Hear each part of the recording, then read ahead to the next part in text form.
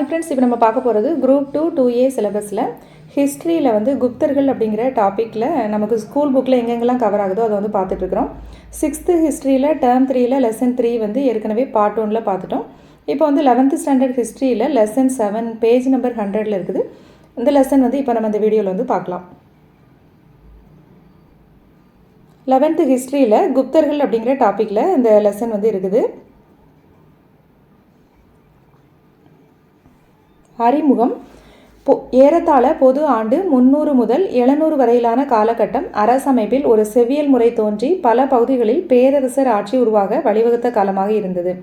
குப்த அரசு தான் ஒரு பெரும் சக்தியாக உருவாகி துணைக்கண்டத்தின் பெரிய பகுதியினை அரசியல் ரீதியாக ஒன்றிணைத்தது.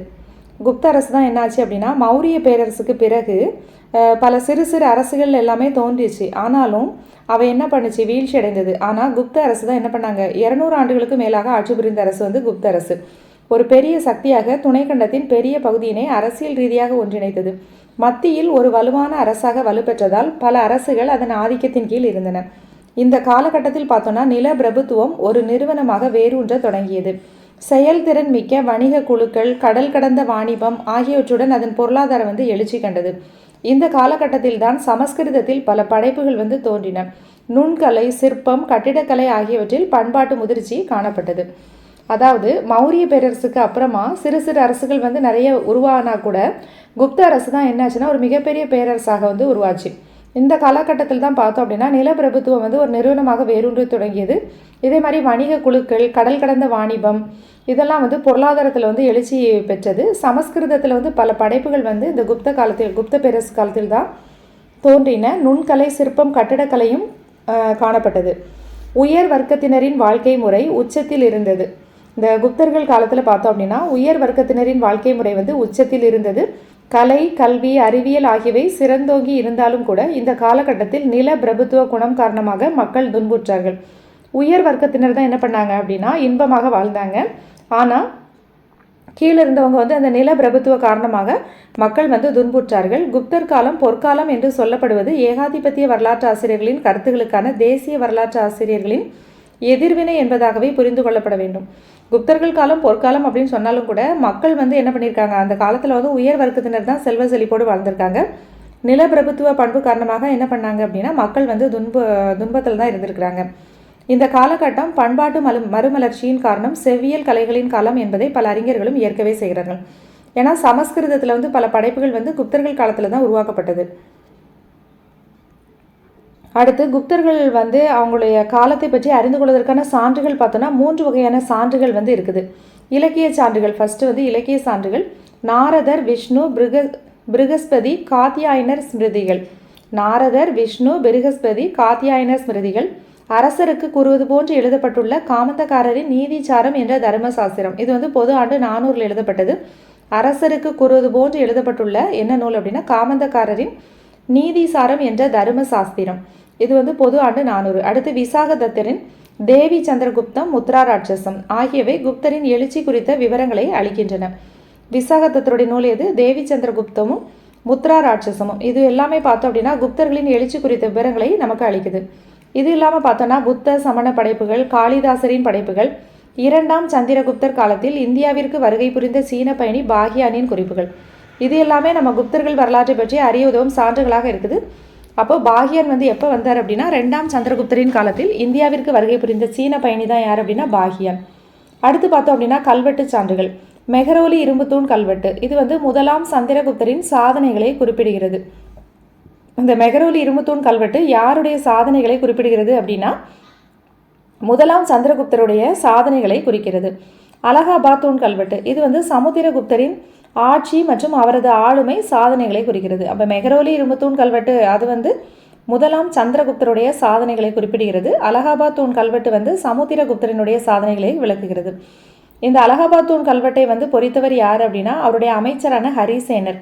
இது 33 வரிகளில் நாகரி வரி வடிவத்தில் சமஸ்கிருதத்தில் எழுதப்பட்டுள்ளது. இந்த அலகாபாத் கல் தூண் வெட்டை பொறித்தவர் யார் அப்படின்னா ஹரிசேனர். இது வந்து பார்த்தோம் அப்படின்னா 33 வரிகளில் நாகரி வரி வடிவத்தில் சமஸ்கிருதத்தில் எழுதப்பட்டுள்ளது. அடுத்தது குப்தர்கள் நாணய ஆதாரங்கள் அப்படின்னு பார்த்தோம் அப்படின்னா குப்த அரசர்கள் வெளியிட்ட நாணயங்களில் என்ன பண்ணியிருந்தாங்க, உருவங்கள் வந்து பொறிக்கப்பட்டிருந்தது. அதாவது ஃபஸ்ட்டு குப்த வம்சத்தை தோற்றுவித்த ஸ்ரீகுப்தர், கடோத்கஜர் அவங்கெல்லாம் வந்து என்ன பண்ணாங்க, அந்த நாணயத்தில் வந்து அவங்களுடைய உருவங்கள் வந்து இடம்பெற்றிருந்துச்சு. அதே மாதிரி பார்த்தோன்னா முதலாம் சந்திரகுப்தர் அவருடைய தங்க நாணயத்தில் வந்து சந்திரகுப்தருடைய உருவம் மற்றும் அவருடைய மனைவி குமாரதேவியுடைய உருவம் வந்து பொறிக்கப்பட்ட நாணயங்கள் வந்து வெளியிடப்பட்டது. அதே மாதிரி பார்த்தோன்னா சமுத்திரகுப்தரும் என்ன பண்ணார், தங்க நாணயங்களை வெளியிட்டார். அதில் வந்து அவருடைய வீணை வாசிப்பது போன்ற உருவங்கள் வந்து இடம்பெற்றிருந்துச்சு. இந்த மாதிரி குப்த அரசர்கள் வந்து என்ன பண்ணாங்க, நாணயங்கள் வந்து வெளியிட்டாங்க. அதில் வந்து அவங்களுடைய உருவங்கள் வந்து பொறிக்கப்பட்டிருந்தன. இந்த தங்க நாணயங்கள் குப்த அரசர்கள் பட்டங்கள் குறித்தும் அவர்கள் நடத்திய சடங்குகள் குறித்தும் தெரிவிக்கின்றன. அடுத்து குப்த வம்சத்தின் தோற்றம். குப்த வம்சத்தின் தோற்றம் குறித்த சான்றுகள் மிகவும் குறைவுதான். குப்த அரசர்கள் எளிய குடும்பத்திலிருந்து தான் உருவாகி இருக்க வேண்டும் அப்படின்னு சொல்கிறாங்க. குப்த வம்சத்தின் தோற்றம் பற்றி நமக்கு வந்து அதிகமான சான்றுகள் வந்து கிடைக்கப்படலை. ஆனால் குப்தர்கள் வந்து என்ன அப்படின்னா ஒரு எளிய குடும்பத்திலிருந்து தோன்றியிருக்கலாம் அப்படின்னு தான் சொல்கிறாங்க. குப்த வம்சத்தின் 3வது ஆட்சியாளரான முதலாம் சந்திரகுப்தர் குமாரதேவி அப்படிங்கிற லிச்சாவி இளவரசியை வந்து மணந்தார். குப்த வம்சத்தினுடைய 3வது ஆட்சியாளர் யார் அப்படின்னா முதலாம் சந்திரகுப்தர். ஃபஸ்ட்டு யார், ஸ்ரீகுப்தர் வந்து ஸ்டார்ட் பண்ணுறாரு. அடுத்து அவருடைய மகன் வந்து கடோத்கஜர். அடுத்து 3வது ஆட்சியாளர் யார் அப்படின்னா முதலாம் சந்திரகுப்தர். இவர் வந்து குமாரதேவி அப்படிங்கிற லிச்சாவி இளவரசியை வந்து மணம் புரிகிறாரு. லிச்சாவி அப்படிங்கிறது என்ன அப்படின்னா பீகாரில் இருக்கக்கூடிய ஒரு பழமையான கனச்சங்கம். அது கங்கைக்கும் நேபாள தெராய்க்கும் இடைப்பட்ட பகுதி. லிச்சாவி அப்படிங்கிறது பார்த்தோம் அப்படின்னா வடக்கு பீகாரில் இருக்கக்கூடிய ஒரு பழமையான கனச்சங்கம். இது கங்கைக்கும் நேபாள தெராய்க்கும் இடைப்பட்ட ஒரு பகுதி. சந்திரகுப்தரின் ஒப்பற்ற புதல்வரான சமுத்திரகுப்தரின் பிரயாகை தூண் கல்வெட்டு, அதான் அலகாபாத் தூண் கல்வெட்டு, அதுக்கு இன்னொரு பேர் என்னன்னா பிரயாகை அப்படின்னு சொல்லுவாங்க. இந்த கல்வெட்டின்படி அவர் பிரயாகைக்கு மேற்கே மதுரா வரையுள்ள செழிப்பான நிலங்கள் முழுவதையும் கைப்பற்றினார் அப்படின்னு அதில் வந்து சொல்லப்பட்டிருக்குது. அதாவது சந்திரகுப்தருடைய பையன் யார் அப்படின்னா சமுத்திரகுப்தர். அவருடைய அந்த பிரயாகை தூண் கல்வெட்டில் என்ன சொல்லியிருக்காங்க அப்படின்னா அவர் வந்து பிரயாகைக்கு மேற்கே மதுரா வரையில் உள்ள செழிப்பான நிலங்களை எல்லாம் கைப்பற்றினார் அப்படிங்கிறது குறிப்புகள் காணப்படுது.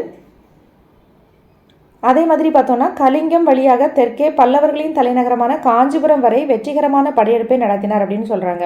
மகதம், அலகாபாத், அவுத் ஆகியவை குப்தர்களின் பகுதிகளாக புராணங்கள் குறிப்பிடுகின்றன. புராணங்கள் வந்து குப்தர்களின் பகுதிகளாக எதெல்லாம் குறிப்பிடுது அப்படின்னா மகதம், அலகாபாத், அவுத் இது வந்து குப்தர்களின் பகுதிகளாக கூறப்படுது. அடுத்து முதலாம் சந்திரகுப்தரும் பேரரசு உருவாதலும். குப்த வம்சத்தின் முதல் அரசர் யார், ஸ்ரீகுப்தர். இவர் தான் வந்து யார், முதல் அரசர். 240 280 வரைக்கும் இவருடைய ஆட்சி காலம். இவரை தொடர்ந்து அவருடைய மகன் யார் அப்படின்னா கடோத்கஜர். அவர் வந்து 280 319 வரைக்கும் ஆட்சி புரிகிறார். கல்வெட்டுகளில் ஸ்ரீகுப்தர், கடோத்கஜர் ஆகிய இருவரையும் என்னன்னு சொல்லுவாங்கன்னா மகாராஜா அப்படின்னு குறிக்கப்படுகிறார்கள்.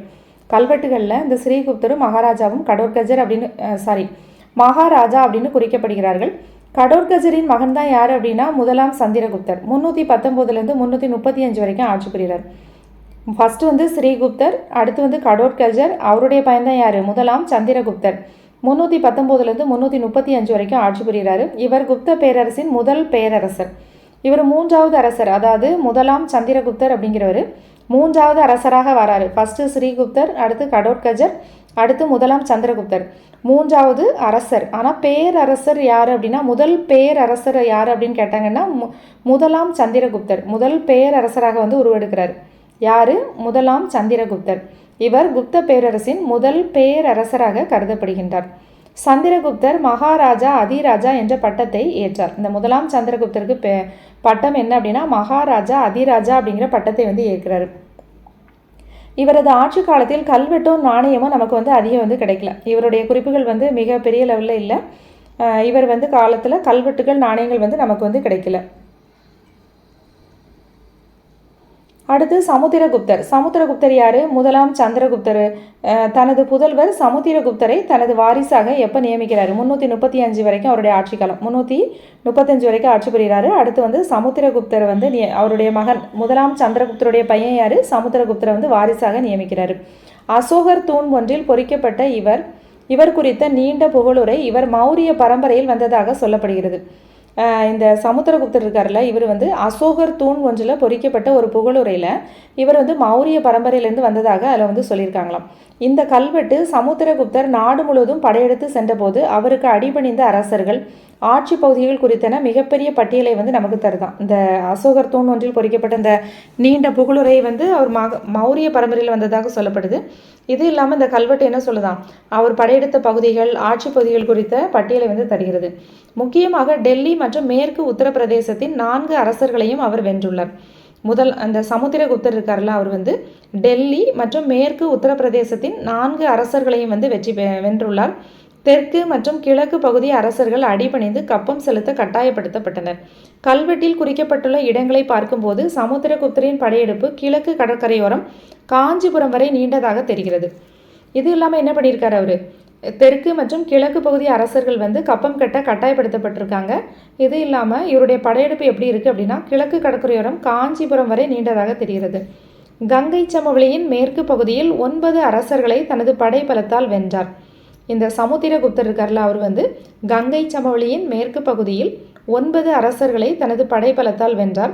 காட்டு ராஜாக்கள் அப்படின்னா யாருன்னா, மத்திய இந்தியா மற்றும் தக்காணத்தின் பழங்குடியின தலைவர்கள், அஸ்ஸாம், வங்காளம் போன்ற கிழக்கு பகுதியின் அரசர்கள், நேபாளம், பஞ்சாப் போன்ற பகுதிகளின் சிற்றரசர்கள், இவங்கெல்லாம் என்ன பண்ணாங்கன்னா இவருக்கு வந்து கப்பம் கட்ட கட்டாயப்படுத்தப்பட்டனர். யாரெல்லாம்? காட்டு ராஜாக்கள். காட்டு ராஜாக்கள்னால் மத்திய இந்தியாவிலையும் தக்காணத்திலும் இருக்கக்கூடிய பழங்குடியின தலைவர்கள் அவங்க, அப்புறம் அஸ்ஸாம், வங்காளம் போன்ற கிழக்கு பகுதி அரசர்கள், நேபாளம், பஞ்சாப் போன்ற பகுதியின் சிற்றரசர்கள், இவங்கெல்லாம் கப்பம் கட்ட சொல்லி கட்டாயப்படுத்தப்பட்டனர் இவருடைய காலத்தில். இது இல்லாமல் மாவளர்கள், யூதேயர்கள் உள்ளிட்ட ராஜஸ்தான் பகுதியின் 9 குடியரசுகள் குப்தர்களின் ஏகாதிபத்தியத்தை ஏற்குமாறு கட்டாயப்படுத்தப்பட்டனர். மாளவர்கள், யூதேயர்கள் உள்ளிட்ட ராஜஸ்தான் பகுதியில் இருந்தக்கூடிய 9 குடியரசுகள் வந்து குப்தர்களின் ஏகாதிபத்தியத்தை ஏற்குமாறு கட்டாயப்படுத்தப்பட்டனர். இதோடு தெய்வ புத்தன சாகானு சாகி, இது அப்படின்னா என்னென்னா ஒரு குஷான பட்டம், சாக அரசு, இலங்கை அரசு போன்ற வெளிநாட்டு அரசுகளும் கப்பம் கட்டியதாக இந்த கல்வெட்டு வந்து குறிப்பிடுகிறது. அந்த கல்வெட்டில் வந்து இந்த மாதிரிப்பட்ட குறிப்புகள் வந்து இருக்குது. என்ன கல்வெட்டு? அந்த ஸ்டார்டிங்கில் வந்து அவருடைய புகழுரை சொன்னாங்கள்ல, அசோகர் தூண் ஒன்றில் பொறிக்கப்பட்ட இவர் நீண்ட புகழுரை அவர் மௌரிய பரம்பரையில் வந்ததாக சொல்லப்படுகிறது. இந்த கல்வெட்டில் தான் வந்து இவர் வந்து என்னென்ன ஆட்சி பகுதிகள் அவர் கீழே இருந்துச்சு அப்படின்னு சொல்லப்பட்டது தான் இப்போ நம்ம பார்த்தது எல்லாமே வருது. அந்த கல்வெட்டுகளில் வந்து குறிப்பிடப்பட்டிருக்கு. வரலாற்று அறிஞர்கள் சமுத்திரகுப்தரை இந்திய நெப்போலியன் என்று அழைக்கின்றனர். அப்போது இந்திய நெப்போலியன் என்று அழைக்கப்பட்டவர் யார் அப்படின்னா சமுத்திரகுப்தர். யார் அழைச்சாங்க? வரலாற்று அறிஞர்கள் வந்து சமுத்திரகுப்தரை இந்திய நெப்போலியன் அப்படின்னு அழைக்கிறாங்க.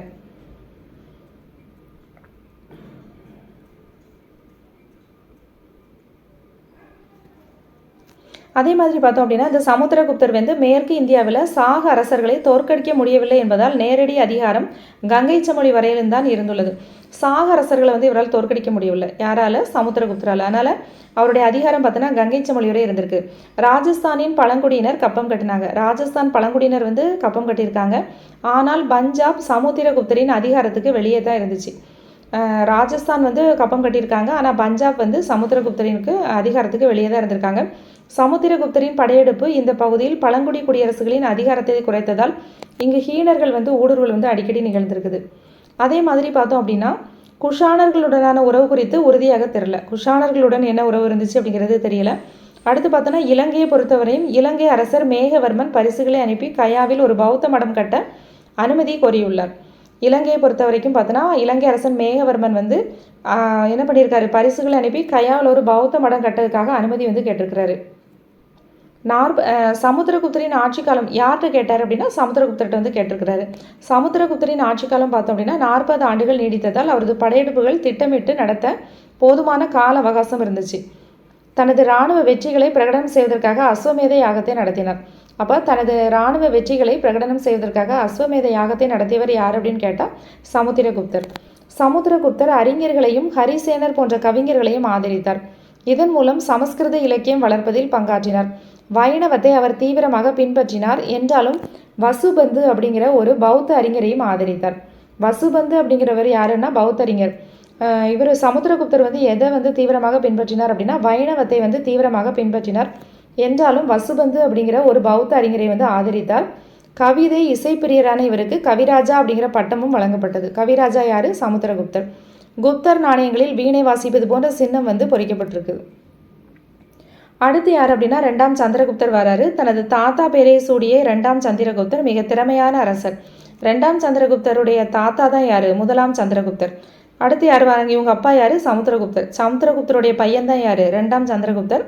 2ஆம் சந்திரகுப்தருடைய தாத்தா யாரு? 1ஆம் சந்திரகுப்தர். அவங்களுடைய தாத்தா பேரை சூடிய இவர் வந்து ஒரு மிக திறமையான அரசர். பொது ஆண்டு 375.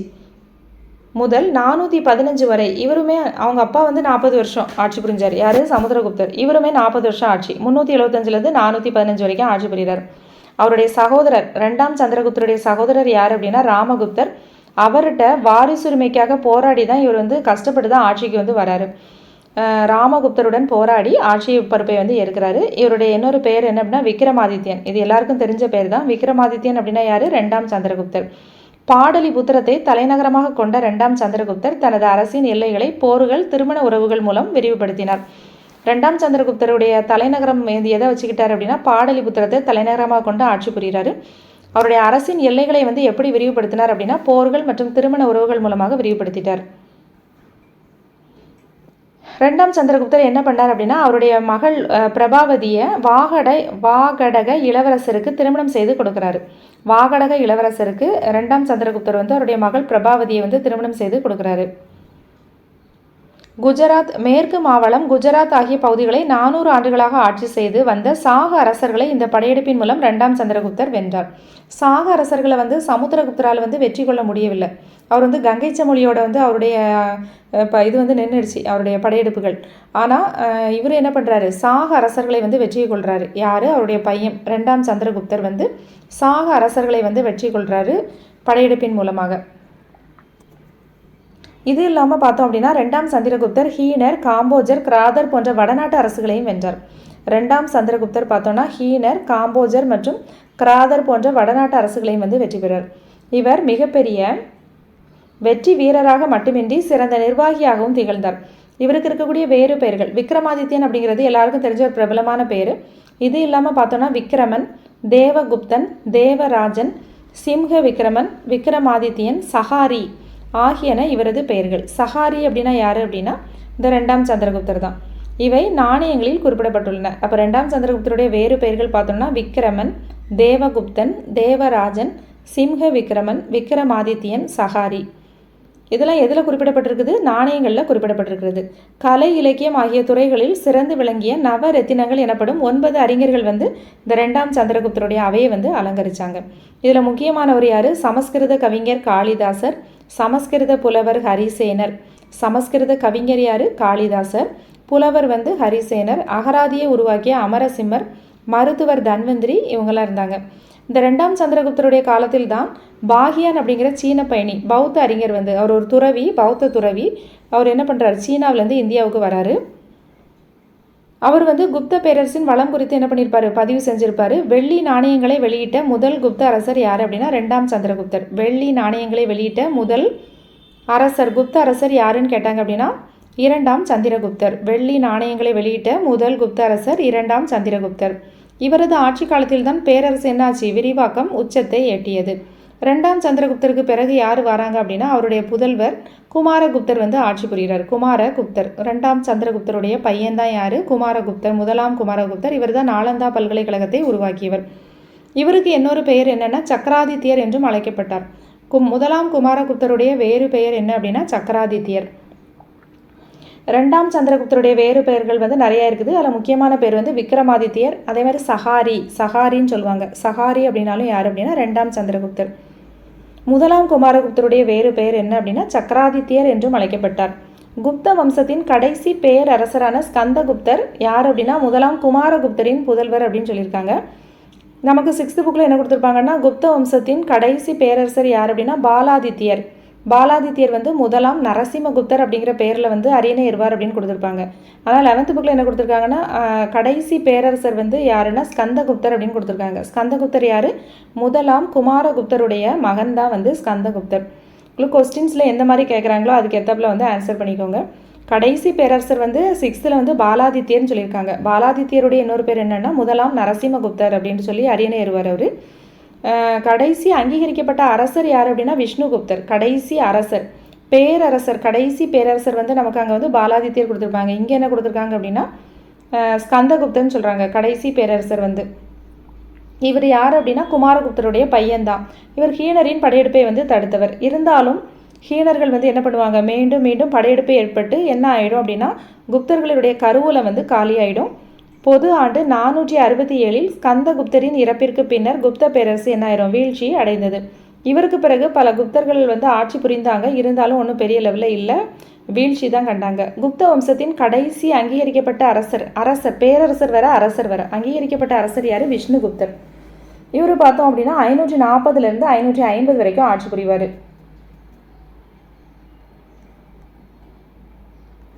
மதுரா பாடலிபுத்திரம் குறித்து பாகியார் வந்து சொல்லியிருப்பார். என்ன சொல்லியிருப்பார் அப்படின்னா, மதுராவில் வந்து மக்கள் தொகை அதிகம், அவர்கள் மகிழ்ச்சியாக இருந்தார்கள், அவர்கள் தங்களது குடும்பத்தை பதிவு செய்ய வேண்டிய அவசியமில்லை, அரசருக்கு சொந்தமான நிலத்தில் விவசாயம் செய்தவர்கள் மட்டும்தான் தானியத்தில் ஒரு பகுதியை அரசருக்கு தர வேண்டும், சூழலை பொறுத்து குற்றவாளிகளுக்கு மிதமாகவோ கடுமையாகவோ அபராதம் விதிக்கப்பட்டது. இதெல்லாம் வந்து மதுரா பாடலிபுத்திரம் குறித்து பாகியன் வந்து அந்த ஒரு குறிப்புகளில் சொல்லப்பட்டிருந்தது. மீண்டும் மீண்டும் கலகம் செய்தால், குற்றமிழைத்தால் வலது கை துண்டிக்கப்படும். ஒரு நாடு முழுவதும் மக்கள் எந்த உயிரினத்தையும் கொல்வதில்லை, எந்த மதுபானத்தையும் அருந்துவதில்லை. பாடலிபுத்திரத்தில் வசிப்பவர்கள் நல்ல பணக்காரர்கள், வசதியானவர்கள். மதுராவில் பார்த்தோன்னா மக்கள் தொகை அதிகம் இருக்காரு. பாடலிபுத்திரத்தை பற்றி இவர் சொல்லும்போது என்ன சொல்கிறாங்க, அங்கே இருக்கவங்க எல்லாருமே பணக்காரர்களாம், வசதியானவர்கள், ஈகை குணத்தில் ஒருவரோடு ஒருவர் போட்டி போடுபவர்கள். நகரத்தில் வைசிய குடும்பத்தினர் தர்மம் செய்வதற்கும் மருத்துவத்திற்கும் சத்திரங்களை கட்டியிருக்கிறார்கள். அனைத்து ஏழைகள், ஆதரவற்றோர், அனாதைகள், விதவைகள், குழந்தை இல்லாதவர்கள், அங்கவீனர்கள், ஊனமுற்றவர்கள் என அனைவரும் அனைத்து விதமான உதவிகளும் வந்து அங்கே செய்யப்பட்டன அப்படின்ட்டு ஒரு பதிவு செஞ்சுருக்காரு.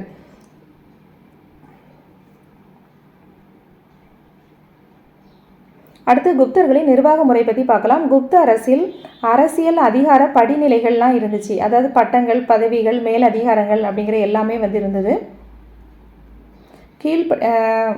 அரசர்கள் வந்து மகாராஜாதி ராஜா, பரம பட்டாரக, பரமேஸ்வர போன்ற பட்டங்களை ஏற்றார்கள். அரசர்களுக்கு என்னென்ன பட்டங்கள் வந்து ஏற்றார்கள் அப்படின்னா, மகாராஜாதி ராஜா, பரம பட்டாரக, பரமேஸ்வர போன்ற பட்டங்களை வந்து ஏற்றார்கள்.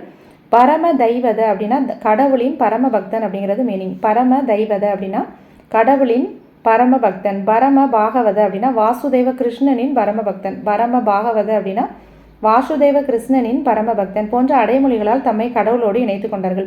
குப்த அரசர்கள் தாம் தெய்வாம்சம் பொருந்தியவர்கள் என்ற பிம்பத்தை முன்வைத்ததாகவும் சில வரலாற்று ஆசிரியர்கள் வந்து குறிப்பிடுகின்றார்கள். உதாரணமாக அலகாபாத் கல்வெட்டுகளில் சமுத்திரகுப்தர் வந்து புருஷா, அனைவருக்கும் மேலானவர் என்று கடவுளுடன் ஒப்பிடப்படுகின்றார். அலகாபாத் கல்வெட்டில் சமுத்திரகுப்தர் என்னன்னு சொல்லியிருப்பாங்கன்னா புருஷா அப்படின்னு சொல்லியிருப்பாங்க. அப்படின்னா என்ன அர்த்தம் அப்படின்னா அனைவருக்கும் மேலானவர் அப்படின்ட்டு கடவுளுடன் ஒப்பிடப்படுகின்றார். அடுத்த அமைச்சர்கள், அதிகாரிகள் பார்த்தோன்னா முத்திரைகள், கல்வெட்டுகள் போன்றவற்றில் பதிவிடப்பட்டுள்ளவை அதிகாரிகளின் படிநிலைகளையும் அவர்கள் பதவிகளையும் குறிப்பிட்டாலும் அவற்றில் தெளிவான பொருளை வந்து நம்ம வந்து அறிய முடியல. குமாரமாத்தியா அப்படிங்கிற சொல் வந்து 6 வைசாலி முத்திரைகளில் இடம்பெற்றுள்ளது. குமாரமாத்தியா அப்படிங்கிற சொல் வந்து 6 வைசாலி முத்திரைகளில் வந்து இடம்பெற்றிருக்குது. இந்த பதவி வந்து தனக்கென தனியான அலுவலகம் வைத்திருக்கக்கூடிய ஒரு உயர் அதிகாரியை குறிப்பிடுவது போல் உள்ளது. அது என்னென்று கரெக்டாக தெரியல, இருந்தாலும் என்னன்னு சொல்கிறாங்கன்னா, இந்த குமாரமாத்தியா அப்படிங்கிறது பார்த்தோன்னா தனக்கென தனியாக அலுவலகம் வைத்திருக்கக்கூடிய ஒரு உயர் அதிகாரியை குறிப்பிடுவது போல இருக்குது அப்படின்னு சொல்கிறாங்க. குமாரமாத்தியா என்பது அமாத்தியர்களில் மிக முக்கியமான பதவியாக அரசகுல இளவரசர்களின் தகுதிக்கு சமமானதாக இருக்கும் போல் தெரிகிறது. எல்லாமே ஒரு அனுமானம் தான், கட்டாயம் இது இருக்கும் அப்படின்னு சொல்ல முடியாது. குமாரமாத்தியா என்பது அமாத்தியாக்களில் மிக முக்கியமான பதவியாக அரசகுல இளவரசர்களின் தகுதிக்கு சமமாக இருக்கும் அப்படின்னு தெரிகிறது.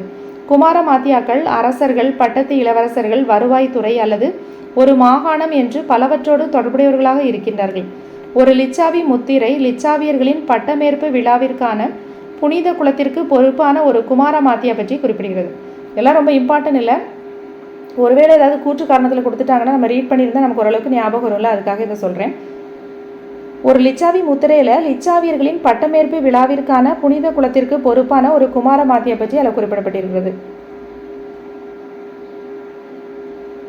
அதே மாதிரி பார்த்தோன்னா வாரிசு அடிப்படையில் இதெல்லாம் வந்து வழங்கப்பட்டிருக்கலாம் அப்படின்னு சொல்கிறாங்க. எடுத்துக்காட்டாக அலகாபாத் பிரசித்தியை மெய்கீர்த்தி அல்லது புகழுரை எழுதிய ஹரிசேனர் வந்து ஒரு குமாரமாத்தியா அப்படின்னு சொல்கிறாங்க. அந்த ஹரிசேனர் இருக்கார்ல, அவர் ஒரு குமாரமாத்தியா. சந்தி விக்கிரகா, மகா தண்டநாயகா ஆகிய பட்டங்களை கொண்டவராக இருந்துள்ளார். அந்த ஹரிசேனர் அப்படிங்கிறவர் வந்து ஒரு குமாரமாத்தியா. இவர் வந்து சந்தி விக்கிரகா, மகா தண்டநாயகா அப்படிங்கிற பட்டங்களை கொண்டவராக இருந்துள்ளார். அதே மாதிரி அவர் மகா தண்டநாயக துருவபூதியின் புதல்வர் ஆவார். அவங்க அப்பா யார் அப்படின்னா, அந்த ஹரிசேனருடைய அப்பா யார் அப்படின்னா மகா தண்டநாயக துருவபூதி அப்படிங்கிறது அதில் குறிப்பிடப்பட்டிருக்குது. அடுத்து ஹீனர்கள் பற்றி ஒரு பாக்ஸில் கொடுத்துருக்காங்க பாருங்கள். ஹீனர்கள் யார் அப்படின்ட்டு. ஹீனர்கள் தோற்றம் குறித்து நமக்கு உறுதியாக எதுவும் தெரியல. ரோமானிய வரலாற்று ஆசிரியர் டாசிடஸின் கூற்றுப்படி அவர்கள் காஸ்பியன் கடல் அருகில் வாழ்ந்த பழங்குடி இனக்குழுக்கள் அப்படின்ட்டு யார் சொல்கிறாங்கன்னா ரோமானிய வரலாற்று ஆசிரியர் டாசிடஸ் அப்படிங்கிறவர் வந்து சொல்கிறாரு. ஹீனர்கள் யார் அப்படின்னா அவங்க காஸ்பியன் கடல் அருகில் வாழ்ந்த ஒரு பழங்குடி மக்கள் அப்படின்னு சொல்கிறார். ரோமானிய பேரரசின் வீழ்ச்சிக்கு காரணமாக இருந்தவர்கள் யாருன்னா இந்த ஹீனர்கள் தான். அட்டில்லாவின் தலைமையில் திரண்ட இவர்கள் ஐரோப்பாவின் கொடுங்கொன்மைக்கு பெயர் பெற்றவர்கள். வெள்ளை ஹீனர்கள் வந்து ஹீனர்களின் ஒரு பிரிவு. அவங்க வந்து மத்திய ஆசியாவிலிருந்து இந்தியா நோக்கி நகர்ந்தாங்க. இவர்களது படையெடுப்பு குஷானர்கள் காலத்துக்கு 100 ஆண்டுகளுக்கு பின் ஆரம்பமானது. இந்த ஹீனர்களின் படையெடுப்பு பார்த்தோம் அப்படின்னா குஷானர்களுக்கு அவங்களுடைய அரசாட்சிக்கு 100 ஆண்டுகளுக்கு பிறகு தான் ஆரம்பமானது அப்படின்னு அவர் சொல்லியிருக்காரு. டாசிடாஸ் அப்படிங்கிறவர் வந்து சொல்லியிருக்காரு. அடுத்து அமைச்சர்கள் குழு. குப்த அரசர்களுக்கு ஒரு அமைச்சர்கள் குழு வந்து உதவி புரிந்தது. அலகாபாத் கல்வெட்டு சபா அப்படிங்கிற ஒரு குழு பற்றி கூறுது. குப்த அரசர்களுக்கு இப்போ எல்லாமே இப்போ நம்ம அமைச்சர்கள் இருக்காங்களா, அதே மாதிரி அந்த காலத்தில் என்ன பண்ணாங்க, அரசர்களுக்கு யார் உதவி புரிந்தாங்க அப்படின்னா அமைச்சர்கள் குழு தான் உதவி புரிந்தாங்க. அலகாபாத் கல்வெட்டு வந்து சபா அப்படிங்கிற ஒரு குழு குறித்து கூறுகிறது. இது அமைச்சர் குழுவாக இருக்கலாம். மகாசந்தி விக்கிரகா என்பவர் அமைச்சர்களின் உயர் நிலையில் இருந்துள்ளார். இந்த குப்தர்கள் காலத்தில் அமைச்சர்கள் நிலையிலேயே உயர்ந்த, இப்போ கேபினெட் அமைச்சர், இணை அமைச்சர், துணை அமைச்சர் சொல்கிறோம்ல, இப்போ உயர் நிலையில் உள்ள அமைச்சர் யார், கேபினெட் அமைச்சர் சொல்கிறோம்ல, அதே மாதிரி குப்தர்கள் காலத்தில் வந்து உயர் நிலையில் இருந்த அமைச்சர் யார் அப்படின்னா மகாசந்தி விக்கிரகா. அவர் தான் அமைச்சர்களில் உயர் நிலையில் இருந்தவர். இவர் அமைதி மற்றும் போருக்கான அமைச்சர். இவர் தான் போர் தொடுத்தல், உடன்பாடு காணுதல், ஒப்பந்தங்கள் மேற்கொள்ளுதல் என்று பிற நாடுகளுடனான தொடர்புகளுக்கு பொறுப்பானவர். இந்த மகாசந்தி விக்கிரகா அப்படிங்கிறவர் யார் அப்படின்னா ஒரு உயர் நிலையில் உள்ள ஒரு அமைச்சர். இவர் வந்து அமைதி மற்றும் போருக்கான அமைச்சர். இவர் மூலமாக தான் போர் தொடுத்தல், உடன்பாடு, ஒப்பந்தம் இது மாதிரிப்பட்டதெல்லாம் இவர் தான் வந்து பொறுப்பு. நீதித்துறை, இராணுவம் ஆகியவற்றில் பொறுப்பு வகித்தவர் யாருன்னா தண்டநாயகா அல்லது மகா தண்டநாயகா என்று அழைக்கப்பட்டார். நீதித்துறை, இராணுவம் ஆகியவற்றில் பொறுப்பு வகித்தவர் யார், தண்டநாயகா அல்லது மகா தண்டநாயகா. ஒரு முத்திரை அக்னிகுப்தர் என்ற மகா தண்டநாயகா குறித்து பேசுகிறது. ஒரு முத்திரையில் வந்து அக்னிகுப்தர் அப்படிங்கிற மகா தண்டநாயகா குறித்து பேசுகிறது. அலகாபாத் கல்வெட்டு 3 மகா தண்ட நாயக்கர்களை குறித்து கூறுகிறது. அலகாபாத் கல்வெட்டில் பார்த்தோம் அப்படின்னா 3 மகா தண்ட நாயக்கர்கள் குறித்து கூறுகிறது. இவை அனைத்தும் இந்த பதவிகள் எல்லாம் வாரிசுரிமையாக வருபவை என்று காட்டுகின்றன. மற்றொருவருக்கு மகா அஸ்வபதி, குதிரைப்படை தலைவர் என்ற பதவி இருந்துள்ளது. இது முக்கியமானது. மகா அஸ்வபதி அப்படின்னா யாருன்னா குதிரைப்படை தலைவர். மகா அஸ்வபதி அப்படின்னா யாரு, குதிரைப்படை தலைவர். மகா அஸ்வபதி குதிரைப்படை தலைவர். அடுத்து பேரரசின் பிரிவுகள் எப்படி இருந்துச்சு அப்படின்னா குப்த பேரரசு தேசம் அல்லது புக்தி அப்படிங்கிற மாநிலங்களாக பிரிக்கப்பட்டன. இப்போ நம்ம மாநிலங்களாக பிரிச்சிருக்கோம்ல, அதே மாதிரி தான். அது என்னன்னு சொன்னாங்கன்னா தேசம் அல்லது புக்தி அப்படிங்கிற மாநிலங்களாக பிரிக்கப்பட்டன. உபாரிகா அப்படிங்கிற ஆளுநர்களால் இவை நிர்வகிக்கப்பட்டன. இந்த மாநிலங்கள் வந்து யாரால் நிர்வகிக்கப்பட்டன அப்படின்னா ஆளுநர்களால் நிர்வகிக்கப்பட்டன. ஆளுநர்கள் என்னன்னு சொல்லுவாங்கன்னா உபாரிகா அப்படின்னு சொல்லுவாங்க. உபாரிகாக்கள் அரசால் நேரடியாக நியமிக்கப்பட்டார்கள். உபாரிகாக்கள் மாவட்ட தலைமை நிர்வாக அதிகாரிகளையும் வாரிய அதிகாரிகளையும் நியமித்தார்கள். உபாரிகாக்களை வந்து யார் நியமித்தாங்க அப்படின்னா அரசாங்கம் நேரடியாக நியமிப்பாங்க. இந்த ஆளுநர்கள் என்ன பண்ணுவாங்க, மாவட்ட நிர்வாக அதிகாரிகளையும் வாரிய அதிகாரிகளையும் வந்து நியமித்தாங்க. உபாரிகாக்கள் நிர்வாக அதிகாரத்தோடு யானைகள், குதிரைகள், வீரர்கள், இராணுவ நிர்வாகத்தையும் கையில் வைத்திருந்தாங்க. தாமோதர்பூர் செப்பேடுகளில் 3 உபாரிகாக்களுக்கு மகாராஜா என்ற பட்டம் இருந்ததாக குறிப்பிடப்படுவதன் மூலம் நிர்வாகத்தில் இவர்களுக்கு இருந்த உயர்நிலை தெரிகிறது. தாமோதர்பூர் செப்பேட்டில் என்ன சொல்லியிருக்காங்கன்னா 3 உபாரிகாக்களுக்கு, அதாவது ஆளுநர்களுக்கு மகாராஜா அப்படிங்கிற பட்டம் இருந்தது குறிப்பிடப்பட்டுள்ளது. குப்த ஆண்டு 165 என்று தேதியிடப்பட்டுள்ள புத்தகுப்தரின் ஈரான் தூண் கல்வெட்டு காளிந்தி மற்றும் நர்மதை நதிகளுக்கு இடையிலான நிலங்களை ஆட்சி செய்த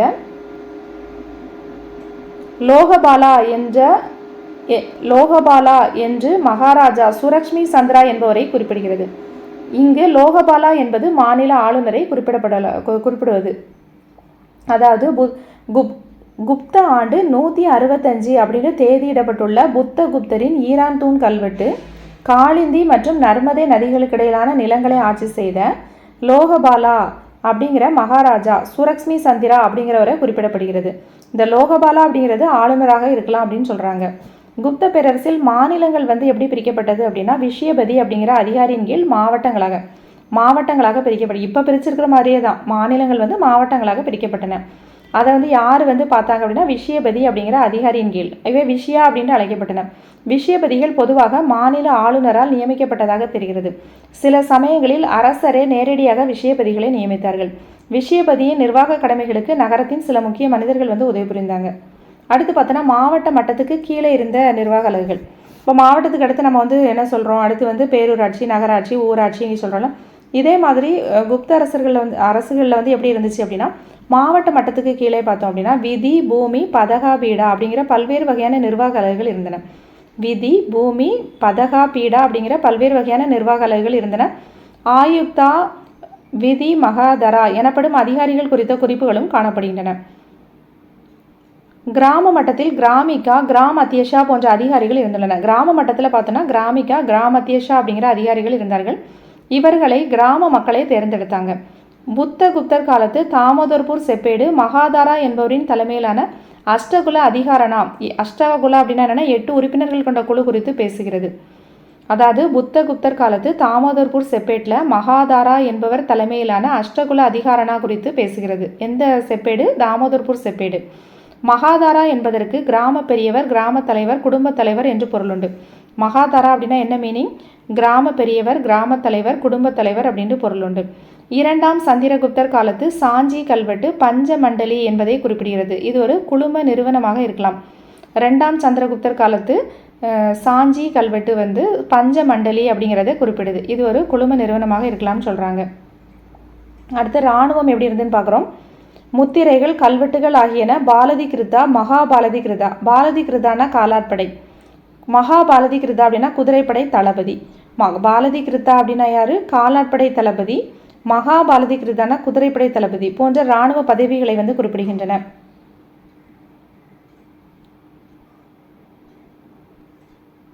மகா அஸ்வபதி அப்படின்னா யாருன்னா குதிரைப்படை அஸ்வம் அப்படின்னா குதிரை, அதனால மகா அஸ்வபதி அப்படிங்கிறது குதிரைப்படை தலைவர், தளபதி கிடையாது, தலைவர். மகா அஸ்வபதி அப்படின்னா என்ன? குதிரைப்படை தலைவர். பாலதி கிருதா அப்படின்னா காலாட்படை தளபதி. மகாபாலதி கிருதா அப்படின்னா குதிரைப்படை தளபதி. இதில் குழம்பிக்கக்கூடாது. மகா அஸ்வபதி அப்படின்னா குதிரைப்படை தலைவர், மகா அஸ்வபதினா குதிரைப்படை தலைவர். அதே மாதிரி மகாபாலதி கிருதா அப்படின்னா குதிரைப்படை தளபதி. இது வந்து ஞாபகம் வச்சுக்கணும். அதே மாதிரி பார்த்தோம் அப்படின்னா வழக்கமாக பயன்படுத்தப்படும் சேனாபதி அப்படிங்கிற சொல் வந்து குப்த கல்வெட்டுகளில் வந்து காணப்படுவதில்லை. ஆனால் சில வாகடக கல்வெட்டுகளில் காணப்படுது. சேனாபதி அப்படிங்கிற சொல் வந்து குப்த கல்வெட்டுகளில் இல்லை, வாகடக கல்வெட்டுகளில் காணப்படுது. ஒரு வைசாலி முத்திரை இராணுவ கிடங்கின் அலுவலகமான ரணபந்தகர் அதிகாரனாவை குறிப்பிடுகின்றது. ஒரு வைசாலி முத்திரையில் இராணுவ கிடங்கின் அலுவலகமான ரணபந்தகர் அதிகாரனாவை குறிப்பிடுகிறது. மற்றொரு வைசாலி முத்திரை தண்டபாஷிகா அப்படிங்கிற அதிகாரியின் அலுவலகத்தை குறிப்பிடுகிறது. இது ஒரு மாவட்ட அளவிலான காவல்துறை அலுவலகமாக இருக்கலாம்னு சொல்கிறாங்க. அடுத்து மகா பிரதிஹாரா அப்படின்னா அரண்மனை காவலர்கள். மகா பிரதிஹாரானா யாரு? அரண்மனை காவலர்கள். கத்தியத பகிதானா அரச சமையலறை கண்காணிப்பாளர். கத்தி வந்து எங்கே யூஸ் பண்ணுவோம்? சமையலறை தானே யூஸ் பண்ணுவோம். அந்த மாதிரி ஞாபகம் வச்சுக்கோங்க. கத்தியத பகிதா அப்படின்னா அரச சமையலறை கண்காணிப்பாளர் போன்ற அரண்மனையுடன் நேரடியான தொடர்பு கொண்டிருந்த அதிகாரிகள் குறிப்பிடப்பட்டுள்ளார்கள். மகா பிரதிஹாரா அப்படின்னா அரண்மனை காவலர்.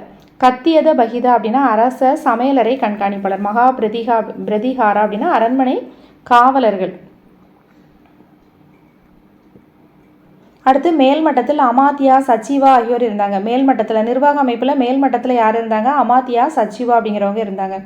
துடகா அப்படிங்கிறன ஒற்றர்கள் கொண்ட உளவு அமைப்பு இருந்தது. ஆயுக்ததா என்பது மற்றொரு உயர்மட்ட அதிகார பதவி. ஆயுக்ததா அப்படிங்கிறது. துடகா அப்படின்னா ஒரு ஒற்றர்களை கொண்ட உளவு அமைப்பு.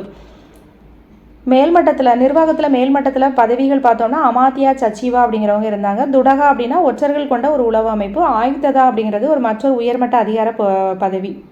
அடுத்து இவங்களுடைய பொருளாதார நிலைகள் பார்க்குறோம். குப்தர்கள் காலத்தில் காமாந்தகா எழுதியது நீதிச்சாரா அப்படிங்கிற நூல். இந்த நூல் அரச கருவூலத்தின் முக்கிய வருவாய்க்கான பல்வேறு மூல வளங்கள் பற்றி குறிப்பிடுகிறது. குப்தர்கள் காலத்தில் காமாந்தகா எழுதிய நீதிச்சாரா அப்படிங்கிற நூல் வந்து அரச கருவூலத்தின் முக்கிய வருவாய்க்கான பல்வேறு வள மூலங்கள் பற்றி அதில் வந்து குறிப்பிடப்பட்டிருக்குது. அதே மாதிரி அரசு ஆவணங்களை அஷபதலி கிருதா அப்படிங்கிற அதிகாரி வந்து பராமரித்தார். அரசு ஆவணங்களை பராமரித்தவர் யாரு? அஷபதலதி கிருதா. அஷபதலதி கிருதா அப்படிங்கிறவர் வந்து அரசு ஆவணங்களை வந்து பராமரிக்கிறாரு. குப்தர் கல்வெட்டுகள் கிலிப்தா, பலி, உத்தரங்கா, உபரிக்கா, ரணியவெஸ்தி போன்ற சொற்களை குறிப்பிட்டன. ரணியவெஸ்தி அப்படின்னா என்ன அப்படின்னா கட்டாய உழைப்பு. ரணியவெஸ்திக்கு என்ன மீனிங் அப்படின்னா கட்டாய உழைப்பு அப்படிங்கிறது மீனிங். அடுத்து வேளாண்மையெல்லாம் எப்படி இருந்துச்சுன்னு பார்க்கலாம். குப்தர்கள் காலத்தில் அரசு சார்பில் ஏராளமான பாசன பணிகள் மேற்கொள்ளப்பட்டன. வேளாண்மை வந்து மேம்பாடு அடைந்திருந்தது. அரசு, தனிநபர்கள் ஆகியோர் நீங்களாகவும் பிராமணர்கள், புத்த சமண சங்கங்களுக்கு தானமாக வழங்கப்பட்ட தரிசு நிலங்களிலும் வேளாண்மை மேற்கொள்ளப்பட்டது. விவசாயிகள் என்ன பண்ணாங்க? தங்களுடைய பயிர்களை வந்து முறையாக பாதுகாக்க அறிவுறுத்தப்பட்டார்கள். பயிர்களை நாசம் செய்வோருக்கு தண்டனை வழங்கப்பட்டது. பயிர்களை சுற்றிலும் வேளாண் நிலங்களை சுற்றிலும் வேலி அமைக்கப்பட்டது. குப்தர் காலத்தில் நெல், கரும்பு, பார்லி, கடலை, தானியம், பருப்பு, எண்ணெய் வகைகள் பயிரிடப்பட்டன. காளிதாசர் மூலம் தென்பகுதியானது மிளகு, ஏலம் ஆகியவற்றுக்கு புகழ்பெற்றிருந்தது. அப்போது காளிதாசர் மூலம் தென்பகுதி மிளகு, ஏலம் ஆகியவற்றுக்கு புகழ்பெற்றிருந்தது. பல மரங்கள் வளர்ப்பது குறித்து வராகமிகிரர் விரிவான அறிவுரைகளை தந்துள்ளார். காளிதாசர் மூலமாக தென்பகுதி மிளகு, ஏலத்துக்கு புகழ்பெற்றிருந்தது. வராகமிகிரர் பல மரங்கள் வளர்ப்பது குறித்து விரிவான அறிவுரைகளை தந்துள்ளார். பஹார்பூர் செப்பேடு அரசர் தான் நிலத்தின் ஒரே உரிமையாளர் என்று காட்டுகிறது. பஹார்பூர் செப்பேடு என்ன சொல்லுது? அரசர் தான் நிலத்தின் ஒரே உரிமையாளர் அப்படிங்கிறத காட்டுது. தனிப்பட்ட நிலங்களின் இடமும் எல்லைகளும் ஆவண காப்பாளர்களாலும் அந்த பகுதியின் செல்வாக்கு மிக்கவர்களாலும் அளந்து குறித்து வைக்கப்பட்டன. பஹார்பூர் செப்பேடுகளின்படி உஸ்தபாலா என்ற அதிகாரி மாவட்டத்தின் நிலப்பரிமாற்றம் தொடர்பான ஆவணங்கள் அனைத்தையும் பாதுகாத்தார். அந்த பஹார்பூர் செப்பேடுகளின்படி உஸ்தபாலா அப்படிங்கிற அதிகாரி தான் மாவட்டத்தின் நிலப்பரிமாற்றம் தொடர்பான ஆவணங்கள் அனைத்தையும் பாதுகாத்தார். கிராமத்தில் நிலங்கள் தொடர்பான ஆவணங்களை கிராம கணக்கர் பராமரித்தார். அடுத்து குப்தர் காலத்தில் நிலத்தினுடைய வகைகள் எப்படி இருந்ததுன்னா ஷேத்ரானா சேருன்னு வச்சுக்கோங்க. சேரு அது பயிரிடக்கூடிய நிலம். கிலா அப்படின்னா தரிசு நிலம். கிலானா தரிசு நிலம். அப்ரஹரா அப்படின்னா காடு அல்லது தரிசு நிலம். வாஸ்து பார்த்து குடியிருப்போம்ல, அதான் வாஸ்தினா குடியிருக்க தகுந்த நிலம். கபட சகாரா அப்படின்னா மேய்ச்ச நிலம்.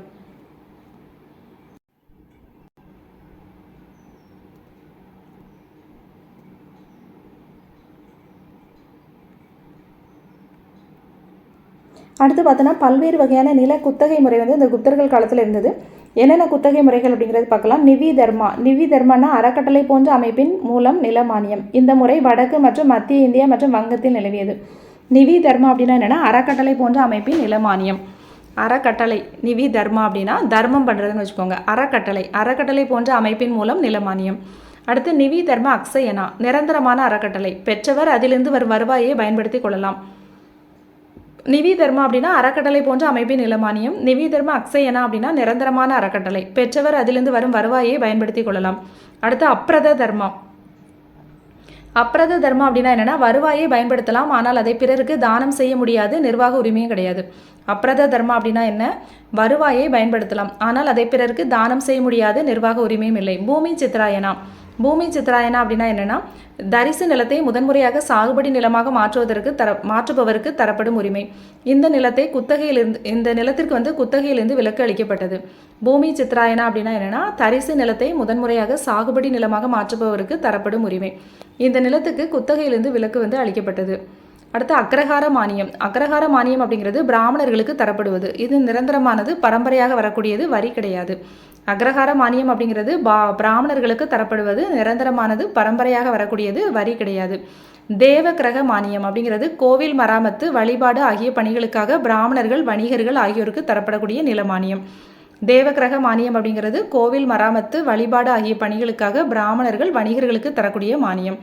சமய சார்பற்ற மானியம் இது குப்தர்களுக்கு கீழிருந்த நிலப்பிரபுகளுக்கு தரக்கூடிய மானியம். சமய சார்பற்ற மானியம் அப்படிங்கிறது குப்தர்களின் கீழிருந்த நிலப்பிரபுகளுக்கு தரக்கூடிய மானியம். அடுத்து பல்வேறு வகையான வரிகள் வசூலிக்கப்பட்டன. அந்த வரிகள் மற்றும் வரிகளின் தன்மைகள் என்ன அப்படின்னு பார்க்கலாம். பாகா அப்படின்னா என்னன்னா விளைச்சலில் அரசன் பெறும் வழக்கமான 1/6 ஒரு பங்கு. பாகா அப்படின்னா என்ன? விளைச்சலில் அரசன் பெறக்கூடிய அந்த வழக்கமான வரியில் 1/6 ஒரு பங்கு தான் என்னன்னு சொல்லுவாங்கன்னா பாகா அப்படின்னு சொல்லுவாங்க. போகா அப்படின்னா என்னன்னா அரசருக்கு கிராமங்கள் அவ்வப்போது வழங்க வேண்டிய பழங்கள், விறகு, பூக்கள் போன்றவை. போகா அப்படின்னா அரசருக்கு கிராமங்கள் அவ்வப்போது வழங்க வேண்டிய பழங்கள், விறகு, பூக்கள். கரா அப்படிங்கிறது என்னன்னா கிராமத்தினர் மீது ஒரு குறிப்பிட்ட கால இடைவெளியில் விதிக்கப்படும் விதி. இது வரி. இது வருடாந்திர நிலவரியின் ஒரு பகுதி அல்ல. கரா அப்படிங்கிறது கிராமத்தினர் மீது குறிப்பிட்ட கால இடைவெளியில் விதிக்கப்படும் வரி. இது வருடாந்திர வரியினுடைய ஒரு பகுதி அல்ல. பலிங்கிறது பார்த்தோன்னா ஆரம்பத்தில் விருப்பப்பட்டு வழங்கப்பட்ட வரியாக இருந்து பின்னர் கட்டாய வரியாக மாற்றப்பட்டது. இது ஒரு ஒடுக்குமுறை வரி. பலிங்கிறது என்ன பண்ணாங்க அப்படின்னா ஆரம்பத்தில் விருப்பப்பட்டு வழங்கப்பட்ட வரி, பின்னர் என்ன பண்ணிட்டாங்க, அதை ஒரு கட்டாய வரியாக மாற்றிட்டாங்க. இது ஒரு ஒடுக்குமுறை வரி. உதியங்கா அப்படின்னா காவல் நிலையங்களின் பராமரிப்புக்காக விதிக்கப்பட்ட காவல் வரியாகவும் இருக்கலாம் அல்லது நீர் வரியாகவும் இருக்கலாம். எனினும் இது ஒரு கூடுதல் வரி அப்படின்னு சொல்கிறாங்க. உதியங்கா அப்படின்னா காவல் நிலையங்களின் பராமரிப்புக்காக விதிக்கப்பட்ட காவல் வரியாக இருக்கலாம், இல்லைனா அது ஒரு நீர் வரியாக இருக்கலாம். எனினும் இது ஒரு கூடுதல் வரி அப்படின்னு சொல்கிறாங்க. உபரிகரா. உபரிகரி அப்படின்னா இது ஒரு கூடுதல் வரி தான். இது எதற்காக வசூலிக்கப்பட்டது என்பது குறித்து அறிஞர்கள் மாறுபட்ட விளக்கங்களை தருகின்றார்கள். உபரிகரா அப்படிங்கிறது என்ன வரின்னே தெரியல. இது ஒரு கூடுதல் வரின்னு சொல்கிறாங்க. ஆனால் இது எதுக்காக வசூலித்தாங்க அப்படிங்கிறதே தெரியல. ஹிரண்யா. ஹிரண்யா அப்படிங்கிறது தங்க நாணயங்கள் மீது விதிக்கப்படும் வரி. இதன் நேரடி பொருள் நடைமுறையில் சில தானியங்களின் விளைச்சலின் ஒரு பங்கினை அரசின் பங்காக பொருளாக அளிப்பது. ஹிரண்யா அப்படிங்கிறது காமனாக பார்த்தோம் அப்படின்னா தங்க நாணயங்கள் மீது விதிக்கப்படக்கூடிய வரி. ஆனால் இது நேரடி பொருள் வந்து தங்க நாணயங்கள் மீது விதிக்கப்படும் வரி தான். ஆனால் நடைமுறையில் இது சில குறிப்பிட்ட தானியங்களின் விளைச்சலில் ஒரு பங்கினை அரசின் பங்காக பொருளாக அளிப்பது அப்படின்னு சொல்கிறாங்க. வாதபூதா. வாதபூதானா காற்றுகளுக்கும் ஆவிகளுக்கும் செய்ய வேண்டிய சடங்குகளுக்காக விதிக்கப்பட்ட பல்வேறு வரிகள். வாதம் பூதம் அப்படிங்கிறது காற்று ஆவி. காற்றுகளுக்கும் ஆவிகளுக்கும் செய்ய வேண்டிய சடங்குகளுக்காக விதிக்கப்பட்ட பல்வேறு வரிகள். ஹலிவஹரா அப்படின்னா கலப்பை வைத்திருக்கும் ஒவ்வொரு உழவரும் கட்ட வேண்டிய கலப்பை வரி. ஹலிவஹரா அப்படின்னா என்ன? கலப்பை வைத்திருக்கும் ஒவ்வொரு உழவரும் கட்ட வேண்டிய கலப்பை வரி. சுல்கா. சுல்கானா வர்த்தகர்கள் நகரத்திற்கோ துறைமுகத்திற்கோ கொண்டு வரும் வணிக சரக்குகளில் அரசருக்கான பங்கு. இதை சுங்க நுழைவு வரிகளுக்கு ஒப்பிடலாம். சுல்கா அப்படின்னா என்ன? வர்த்தகர்கள் நகரத்திற்கோ துறைமுகத்திற்கோ கொண்டு வரும் வணிக சரக்குகளில் அரசருக்கான பங்கு, அதான் சுல்கான்னு சொல்கிறாங்க.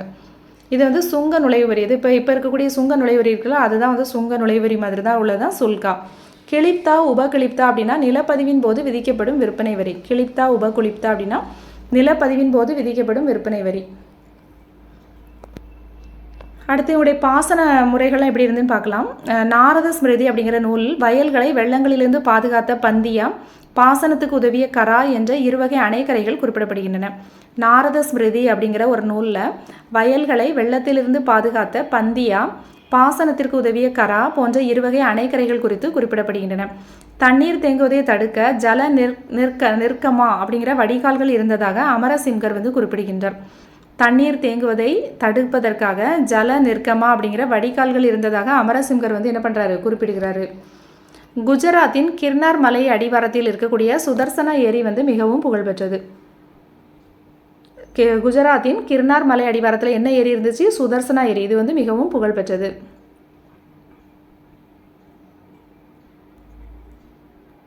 அடுத்து விவசாயிகளின் நிலை எப்படி இருந்ததுன்னா, விவசாயிகள் வந்து ஏழ்மை நிலையில் தான் இருந்தாங்க. ஜாதி பிரிவுகள் காரணமாகவும் நிலங்களுக்கு உரிமைகளும் மற்றவர்களுக்கு வழங்கப்பட்டாலும் மானியங்கள் வழங்கப்பட்டதன் காரணமாகவும் அவர்கள் கொத்தடிமைகளின் நிலைக்கு தள்ளப்பட்டார்கள். விவசாயிகளின் நிலை வந்து ரொம்ப கீழ்நிலையில் தான் இருந்தாங்க. அவங்க கொத்தடிமைகளாக தான் இருந்தாங்க. அப்போது இருந்த குத்தகை முறைப்படி குத்தகைதாரர்கள் நிலையான குத்தகைதாரர்கள் அல்ல, மாறாக எப்போது வேண்டுமானாலும் குத்தகையை விட்டு வெளியேற்றப்படும் நிலையில் இருந்தார்கள். விவசாயிகள் பல்வேறு வகையான வரிகளை வந்து கட்ட வேண்டியிருந்தது. விவசாயிகள் நிலை வந்து ரொம்ப நல்லாலாம் இல்லை, அதாவது கீழ்நிலையில் தான் இருந்தாங்க. கொத்தடிமைகளாக இருந்திருக்கிறாங்க. நிலத்தை விட்டு எந்த நேரம் வேணாலும் வெளியேற்றப்படக்கூடிய நிலைமையில தான் இருந்தாங்க. அதிகமான வரிகள் செலுத்தக்கூடிய நிலைமையில தான் இருந்தாங்க. அடுத்தது சுரங்கம் உலோகத் தொழில். குப்தர்கள் காலத்தில் மிகவும் செழித்திருந்த தொழில்கள் அப்படின்னு எடுத்துக்கிட்டோம்னா உலோகத் தொழில் வந்து சுரங்க தொழிலும் உலோகவியலும் தான். சுரங்கங்கள் இருந்தது குறித்து அமரசிங்கர், வராகமிகிரர், காளிதாசர் ஆகியோர் அடிக்கடி குறிப்பிடுகின்றார்கள். குப்தர் காலத்தில் மிகவும் இப்போ வந்து சிந்து சமவெளி நாகரிகத்தில் சிறந்திருந்த தொழில்னா வேளாண்மை, கால்நடை மேய்த்தல் அப்படின்னு சொல்கிறோம்ல, அதே மாதிரி குப்தர்கள் காலத்தில் சிறந்திருந்த தொழில் என்ன அப்படின்னா உலோகவியலும் சுரங்க தொழிலும் தான். சுரங்கங்கள் இருந்தது குறித்து அமரசிங்கர், வராகமிகிரர், காளிதாசர் வந்து குறிப்பிடுகிறாங்க. இந்த காலகட்டத்தில் பீகாரிலிருந்து இரும்பு படிவுகளும் ராஜஸ்தானிலிருந்து செம்பு படிவுகளும் பெருமளவில் தோண்டி எடுக்கப்பட்டன. இந்த காலகட்டங்களில் பார்த்தோம் அப்படின்னா பீகார்லேருந்து இரும்பு படிவுகளும் ராஜஸ்தான்லேருந்து செம்பு படிவுகளும் தோண்டி எடுக்கப்பட்டன. இவங்க பயன்படுத்தியது பார்த்தோன்னா இரும்பு, தங்கம், செம்பு, தங்கம், தகரம், ஈயம், பித்தளை, வெண்கலம், இந்த சிவப்பு, ஆர்சனிக், சுண்ணாம்புக்கல், அஞ்சனக்கல் எல்லாத்தையுமே வந்து பயன்படுத்தியிருக்காங்க. விவசாயிகளுக்கு அடுத்தபடியான முக்கியத்துவம் வந்து உலோக வேலை செய்பவர்களுக்கு வந்து இருந்துச்சு. பல்வேறு வீட்டு உபயோகப் பொருட்கள், பாத்திரங்கள், ஆயுதங்கள் தயாரிக்க உலோகங்கள் பயன்படுத்தப்பட்டன. இரும்பின் கண்டுபிடிப்பிற்கு பின்னர் கொழுமுனை மேம்படுத்தப்பட்டு ஆழமான உழவிற்கு உதவியதால் இந்த காலகட்டத்தில் வேளாண்மை வந்து அதிகரித்தது. அதாவது சிந்து சமவெளியில் பார்க்குறோம், அவங்களுக்கு வந்து இரும்பின் பயன் வந்து தெரியாது. ஆனால் குப்தர்கள் காலத்தில் வந்து இரும்பு வந்து தெரியும். அதனால் கொழுமுனை வந்து மேம்படுத்தப்பட்டு ஆழமாக என்ன பண்ணுறாங்க, உழவிற்கெலாம் வந்து அது யூஸ் பண்ணனால உழவு தொழில் வந்து சிறப்பாக தான் இருந்துச்சு. இந்த காலகட்டத்தில் உலோகவியல் நுட்பங்கள் உச்சத்தில் இருந்தன. இதுக்கான சான்று பார்த்தோன்னா டெல்லியில் குதுப் மினார் வளாகத்தில் காணப்படும் மெஹ்ரோலி இரும்பு தூண் இதற்கு சான்று. இது 2ஆம் சந்திரகுப்தருடன் அடையாளம் காணப்படுகிறது. ஆனால் யாருடைய சாதனைகளை வந்து இது சொல்லுது அப்படின்னா 1ஆம் சந்திரகுப்தருடைய சாதனைகளை வந்து இந்த மெஹ்ரோலி இரும்பு தூண் சொல்லுது. இது யாருடன் அடையாளம் காணப்படுதுன்னா 2ஆம் சந்திரகுப்தருடன் அடையாளம் காணப்படுகிறது. இந்த இரும்பு தூண் பல நூற்றாண்டுகளாக துருப்பிடிக்காமல் அப்படியே இருக்கிறது. அடுத்தவுடைய வணிகம்லாம் எப்படி இருந்து அப்படின்னா சிரேஷ்டி சார்த்தவகா அப்படிங்கிற 2 வகைப்பட்ட வணிகர்கள் வந்து இருந்தாங்க. சிரேஷ்டி சார்த்தவகா அப்படிங்கிற வணிகர். சிரேஷ்டி அப்படின்னா ஒரே இடத்துல தங்கியிருந்து அவங்க வந்து என்ன பண்ணுவாங்க, தனது செல்வம் மற்றும் வணிகத்திலும் வணிக மையத்தை நிர்வகிப்பதன் மூலமும் பெற்ற வளத்தால் மரியாதைக்குரிய நிலையில் இருந்தாங்க. சிரேஷ்டி அப்படிங்கிறவங்க என்ன பண்ணாங்க, ஒரே இடத்துல அவங்க வந்து பெரிய பணக்கார வணிகர்கள்னு சொல்லலாம். ஒரே இடத்துல இருந்து வந்து அவங்க வந்து மரியாதையான நிலைமையில வணிகம் செய்தவங்க. சார்த்தவகா அப்படிங்கிறவங்க பார்த்தோன்னா லாபத்திற்காக ஊராக சென்று வணிகம் செய்தவர்கள். இதே மாதிரி அன்றாடம் பயன்படுத்தப்பட்ட தேவையான பொருட்கள், விலையுயர்ந்த ஆடம்பர பொருட்கள் வரை வியாபாரம் செய்யப்பட்டன. அன்றாடம் நம்ம யூஸ் பண்ணுற பொருள்லேருந்து விலையுயர்ந்த ஆடம்பர பொருட்கள் வரை எல்லாமே என்ன பண்ணாங்க, வியாபாரம் செய்யப்பட்டன. மிளகு, சந்தனக்கட்டை, தந்தம், யானை, குதிரை, தங்கம், செம்பு, இரும்பு, மைக்கா ஆகியவை விற்கப்பட்டன. கைவினை கலைஞர்கள், வணிகர்கள், பெருவணிக குழுக்கள் ஆகியன பற்றி குறிப்பிடும் செப்பேடுகள், முத்திரைகள் அதிக எண்ணிக்கையில் வந்து கிடைத்துள்ளன. அடுத்து நாரத ஸ்மிருதி, பிருகஸ்பதி ஸ்மிருதி ஆகியவை வணிக குழுக்களின் அமைப்பு செயல்பாடு குறித்து விவரிக்கின்றன. நாரத ஸ்மிருதி, பிருகஸ்பதி ஸ்மிருதி ஆகியவை வணிக குழுக்களின் அமைப்பையும் செயல்பாடையும் குறித்து வந்து விவரிக்கின்றன. ஒரு குழுவில் குழு தலைவர் 2, 3, 5 நிர்வாக அதிகாரிகள் இருந்ததாக குறிப்பிடப்படுகின்றன. அதே மாதிரி பார்த்தோம் அப்படின்னா இந்த குழு சட்டங்கள் எழுத்துப்பூர்வமான ஆவணங்களில் எழுதப்பட்டிருக்க வேண்டும். தமது குழு உறுப்பினர்களின் தகராறுகளின் மீது தீர்ப்பு வழங்கியது குறித்து பிருகஸ்பதி ஸ்மிருதி கூறுகிறது. தனது குழு உறுப்பினர்களின் தகராறுகளின் மீது தீர்ப்பு வழங்கியது குறித்து எது சொல்லுது அப்படின்னா பிருகஸ்பதி ஸ்மிருதி வந்து கூறுகிறது. குழுவின் தீர்ப்பு எப்படி இருந்தாலும் அரசு அதற்கு என்ன பண்ணணும், ஒப்புதல் அளித்தே தான் ஆக வேண்டும். அதே மாதிரி அந்த காலத்தில் பார்த்தோம்னா பயணிகளின் நலனுக்காக நிழல் குடைகள், விடுதிகள், சத்திரங்கள், கோவில் தோட்டங்கள், மண்டபங்கள் ஏற்படுத்தி தரும் கொடை நடவடிக்கைகளும் வணிக குழுக்களும் குழுமங்களும் ஈடுபட்டு வந்ததாகவும் குறிப்புகள் வந்து காணப்படுகின்றன. பயணிகளின் நலனுக்காக என்ன பண்ணுவாங்க, நிழற்குடைகள், விடுதிகள், சத்திரங்கள், கோவில் தோட்டம், மண்டபம்லாம் ஏற்படுத்தி தந்ததாகவும் குறிப்புகள் வந்து அதை வந்து யார் ஏற்படுத்தி கொடுத்தாங்களா, வணிக குழுக்களும் குழுமங்களும் ஏற்படுத்தி கொடுத்ததாக குறிப்புகள் வந்து இருக்குது. நிதியுடன் தொடர்புடைய மற்றொரு அம்சம் கந்து வட்டி, அதிக வட்டிக்கு கடன் தருதல். வணிகத்தில் அதிக லாபம் ஈட்டுவதற்கு பணம் கடனாக பெறப்பட்டு வட்டிக்கு விடப்பட்டதற்கான குறிப்புகள் வந்து சான்றுகளில் காணப்படுகின்றன. இந்த குப்த பேரரசில் வந்து பார்த்தோன்னா வட்டிக்கு கடன் கொடுக்குற பழக்கம் வந்து இருந்திருக்குது. குப்தர் காலத்தில் மேற்கு கடற்கரையில் கல்யாண், சால் ஆகிய வணிக துறைமுகங்கள். குப்தர் காலத்தில் பார்த்தோன்னா மேற்கு கடற்கரையில் வந்து கல்யாண், சால், மலாபார், மங்களூர், சலோபடோனா, நயோபடனா, பந்தே படனா ஆகிய வணிக சந்தைகளும் இயங்கியுள்ளன. இந்த குப்தர் காலத்தில் பார்த்தோன்னா மேற்கு கடற்கரையில் கல்யாண், சால் ஆகிய வணிக துறைமுகங்களும், மலாபார், மங்களூர், சலோபடனா, நயோபடனா, பந்தே படனா ஆகியவை வணிக சந்தைகள். வங்கத்தின் தாமிரலிப்தி கிழக்கு கடற்கரையின் முக்கியமான துறைமுகம் அப்படின்னு யார் சொல்லியிருக்காங்க அப்படின்னா பாகியான். வங்கத்தின் தாமிரலிப்தி கிழக்கு கடற்கரையின் முக்கியமான துறைமுகம் அப்படின்னு யார் சொன்னாங்க அப்படின்னா பாகியான் வந்து சொல்லியிருக்காரு. இந்தியா சீனா இடையிலான கடல் வணிக பயணத்தில் எதிர்கொள்ளும் இடர்கள் குறித்து பாகியான் வந்து குறிப்பிடுகின்றார். இந்தியா சீனா இடையிலான கடல் பயணத்தில் எதிர்கொள்ள நேரும் இடர்கள் குறித்தும் வந்து அதில் சொல்லப்பட்டிருக்குது. அபூர்வமான இரத்தின கற்கள், மெல்லிய துணி வகைகள், வாசனை திரவியங்கள் ஆகியவை இந்தியாவிலிருந்து விற்கப்பட்டன. சீனாவிலிருந்து பட்டு மற்றும் இதர பொருட்களும் வந்து என்ன பண்ணிட்டாங்க, ஏற்றுமதி செய்யப்பட்டன. குப்தர்கள் அதிக எண்ணிக்கையில் வந்து தங்க நாணயங்களையும் ஒப்பீட்டளவில் குறைந்த அளவில் வெள்ளி, செம்பு நாணயங்களையும் வெளியிட்டார்கள்.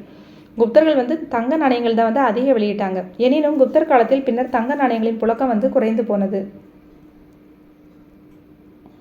அடுத்தவங்களுடைய கட்டிடக்கலை பார்த்தோன்னா நாகரா, திராவிடம் பாணியிலான கலைகள் வந்து வளர்ந்தது. குப்தர்கள் காலத்தில் நாகரா மற்றும் திராவிட பாணியிலான கலைகள் வந்து வளர்ந்தன. பாறைகளை குடைந்து கட்டப்படும் குடைவரை கோவில்கள் பெரும்பாலும் பழைய அமைப்புகள். எனினும் முகப்பு பகுதியிலும் அலங்காரங்களிலும் உள்பக்க தூண்களிலும் வடிவங்களிலும் விரிவான புதிய மாற்றங்களை கொண்டு வந்ததன் மூலம் புதுமை செய்தன. இதில் பார்த்தோன்னா குறிப்பிடத்தக்க குடைவரை கோயில்கள் பார்த்தோன்னா அஜந்தா எல்லோரா மகாராஷ்டிராவில் இருக்கக்கூடியது, பாகு மத்திய பிரதேசம் ஆகிய இடங்களிலும், உதயகிரி குகை இது வந்து ஒடிசாவில் இருக்குது. இவையும் இந்த குடைவரை கோயில்களுக்கு சான்றுகள். அஜந்தா எல்லோரா மகாராஷ்டிரா, பாகு வந்து மத்திய பிரதேசம், உதயகிரி வந்து ஒடிசா. கட்டுமான கோவில்களில் பின்வரும் அம்சங்கள் இருக்குது. தட்டையான கூரை கொண்ட சதுர கோவில்கள், விமானத்துடன் கூடிய தட்டையான கூரை கொண்ட சதுர கோவில்கள், வளைகோட்டு கோபுரம் கொண்ட கோவில்கள், செவ்வக வடிவ கோவில்கள், வட்ட வடிவ கோவில்கள், இந்த மாதிரிலாம் வந்து அதனுடைய அம்சங்களுக்கு. இரண்டாவது குழுவை சேர்ந்த கோவில்கள் திராவிட முறையின் பல கூறுகளை கொண்டவையாக உள்ளன. ரெண்டாவது முறை என்ன அப்படின்னா விமானத்துடன் கூடிய தட்டையான கூரை கொண்ட சதுர கோவில்கள் இருக்குல்ல, இது வந்து திராவிட முறை கூறுகள் இருந்தது. கருவறைக்கு மேலே சிகரம் அமைக்கும் புதுவை மூன்றாவது பாணியினுடைய சிறப்பு. அது நாகரா பாணியின் முக்கிய அம்சம். மூன்றாவது பாணி என்ன, வளைகோட்டு கோபுரம் கொண்ட கோவில்கள் இருக்குல்ல, இது வந்து கருவறைக்கு மேலே சிகரம் அமைக்கும் புதுமை வந்து மூன்றாவது பாணியினுடைய சிறப்பு. இது நாகரா பாணியினுடைய முக்கிய அம்சம் சொல்கிறாங்க. அடுத்து பார்த்தோன்னா ஸ்தூபிகள். இவை ஏராளமான எண்ணிக்கையில் கட்டப்பட்டன. மிகச்சிறந்த ஸ்தூபிகள் சமத் உத்தரப்பிரதேசம், ரத்னகிரி ஒடிசா, மீர்பூர்கான் சிந்து ஆகிய இடங்களில் காணப்படுகின்றன. ஸ்தூபிகள் பார்த்தோன்னா குப்தர்கள் காலத்தில் மிகச்சிறந்த ஸ்தூபிகள் காணப்பட்டன. சமத் அப்படிங்கிறது உத்தரப்பிரதேசம், ரத்னகிரி அப்படிங்கிறது ஒடிசா, மீர்பூர்கான் அப்படிங்கிறது சிந்து, அந்த இடங்கள்லாம் காணப்படுது. அடுத்து சிற்பங்கள், கல் சிற்பங்கள் பார்த்தோன்னா கல் சிற்ப கலைக்கு சிறந்த சான்று சாரநாத்தில் காணப்படும் நிற்கும் நிலையில் உள்ள புத்தர் சிலை. கல் சிற்ப கலைக்கு சிறந்த சான்று பார்த்தோன்னா சாரநாத்தில் காணப்படக்கூடிய நிற்கும் நிலையில் உள்ள புத்தர் சிலை.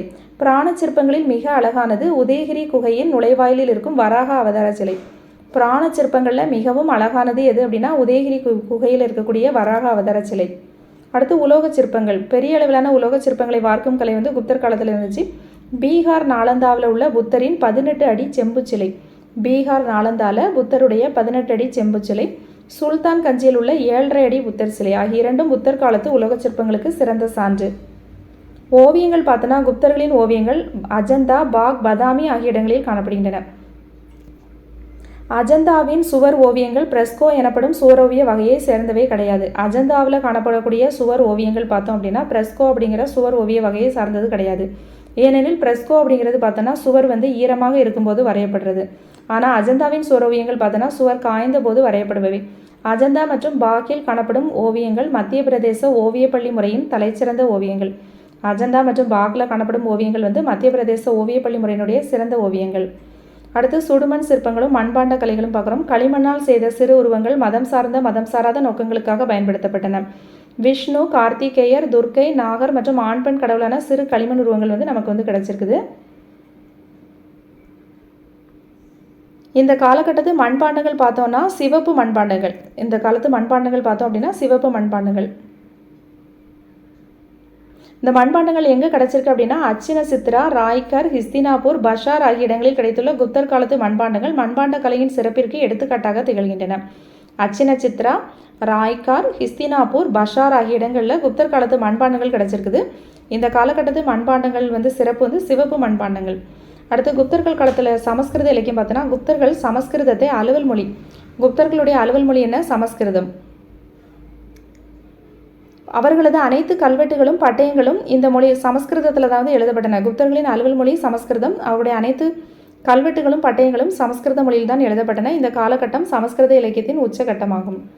சமஸ்கிருத இலக்கியங்கள் பார்த்தோன்னா பாணினி எழுதிய அஷ்டதாயி, பதஞ்சலி எழுதிய மகாபாஷ்யா, இது ரெண்டும் பார்த்தோன்னா இலக்கண குப்தர் காலத்தில் சமஸ்கிருத இலக்கணத்தின் வளர்ச்சி புலப்படுகிறது. இதன் மூலமாக பாணினி எழுதிய அஷ்டதியாயி, பதஞ்சலி எழுதிய மகாபாஷ்யம், இந்த படைப்புகள் குப்தர் காலத்தில் சமஸ்கிருத இலக்கியத்தின் வளர்ச்சி காணப்படுகிறது. அமரசிம்கருங்கிறது அமர கோசம் அப்படிங்கிற சமஸ்கிருத சொற்களஞ்சியம் துவக்கப்பட்டதாக அறியப்படுகிறது. அமரசிம்கர் அவர் எழுதியது என்ன அப்படின்னா அமர கோசம் அப்படிங்கிறது என்ன அப்படின்னா சமஸ்கிருத சொற்களஞ்சியம். அடுத்து வங்கத்தை சேர்ந்த பௌத்த அறிஞர் சந்திரகோமியர் சந்திர வியாக்கரணம் அப்படிங்கிற இலக்கண நூலை படைத்தார். வங்கத்தை சேர்ந்த பௌத்த அறிஞர் சந்திரகோமியர் சந்திர வியாக்கரணம் அப்படிங்கிற இலக்கண நூலை படைத்தார். அடுத்து அவருடைய பிராணங்கள் இதிகாசங்கள் பார்க்குறோம். இன்று நாம் அறிந்திருந்த வடிவில் பிராணங்கள் இந்த காலத்தில் தான் இயற்றப்பட்டன. பிராணங்கள்லாம் பார்த்தோம் அப்படின்னா இந்த குப்தர்கள் காலத்தில் இயற்றப்பட்டதாம். இவை பிராமணர்களால் பதிவு செய்யப்பட்ட தொன்ம கதைகளாக இருந்தன. தொடக்கத்தில் பாணர்களால் பாடப்பட்டது. பிராமணர்களின் கைகளுக்கு வந்ததும் இவை செவ்வியல் சமஸ்கிருதத்தில் மீண்டும் இயற்றப்பட்டன. புராணங்களை பொறுத்த வரைக்கும் குப்தர்கள் காலத்தில் இயற்றப்பட்டது. இவை பிராமணர்களால் பதிவு செய்யப்பட்ட தொன்ம கதைகளாக இருந்தன. தொடக்கத்தில் பாணர்களால் பாடப்பட்டது. இந்த புராணங்கள் அப்படிங்கிறது பாணர்களால் பாடப்பட்டது. பிராமணர்களின் கைக்கு வந்ததும் செவ்வியல் சமஸ்கிருதத்தில் என்ன பண்ணது? மீண்டும் இயற்றப்பட்டன.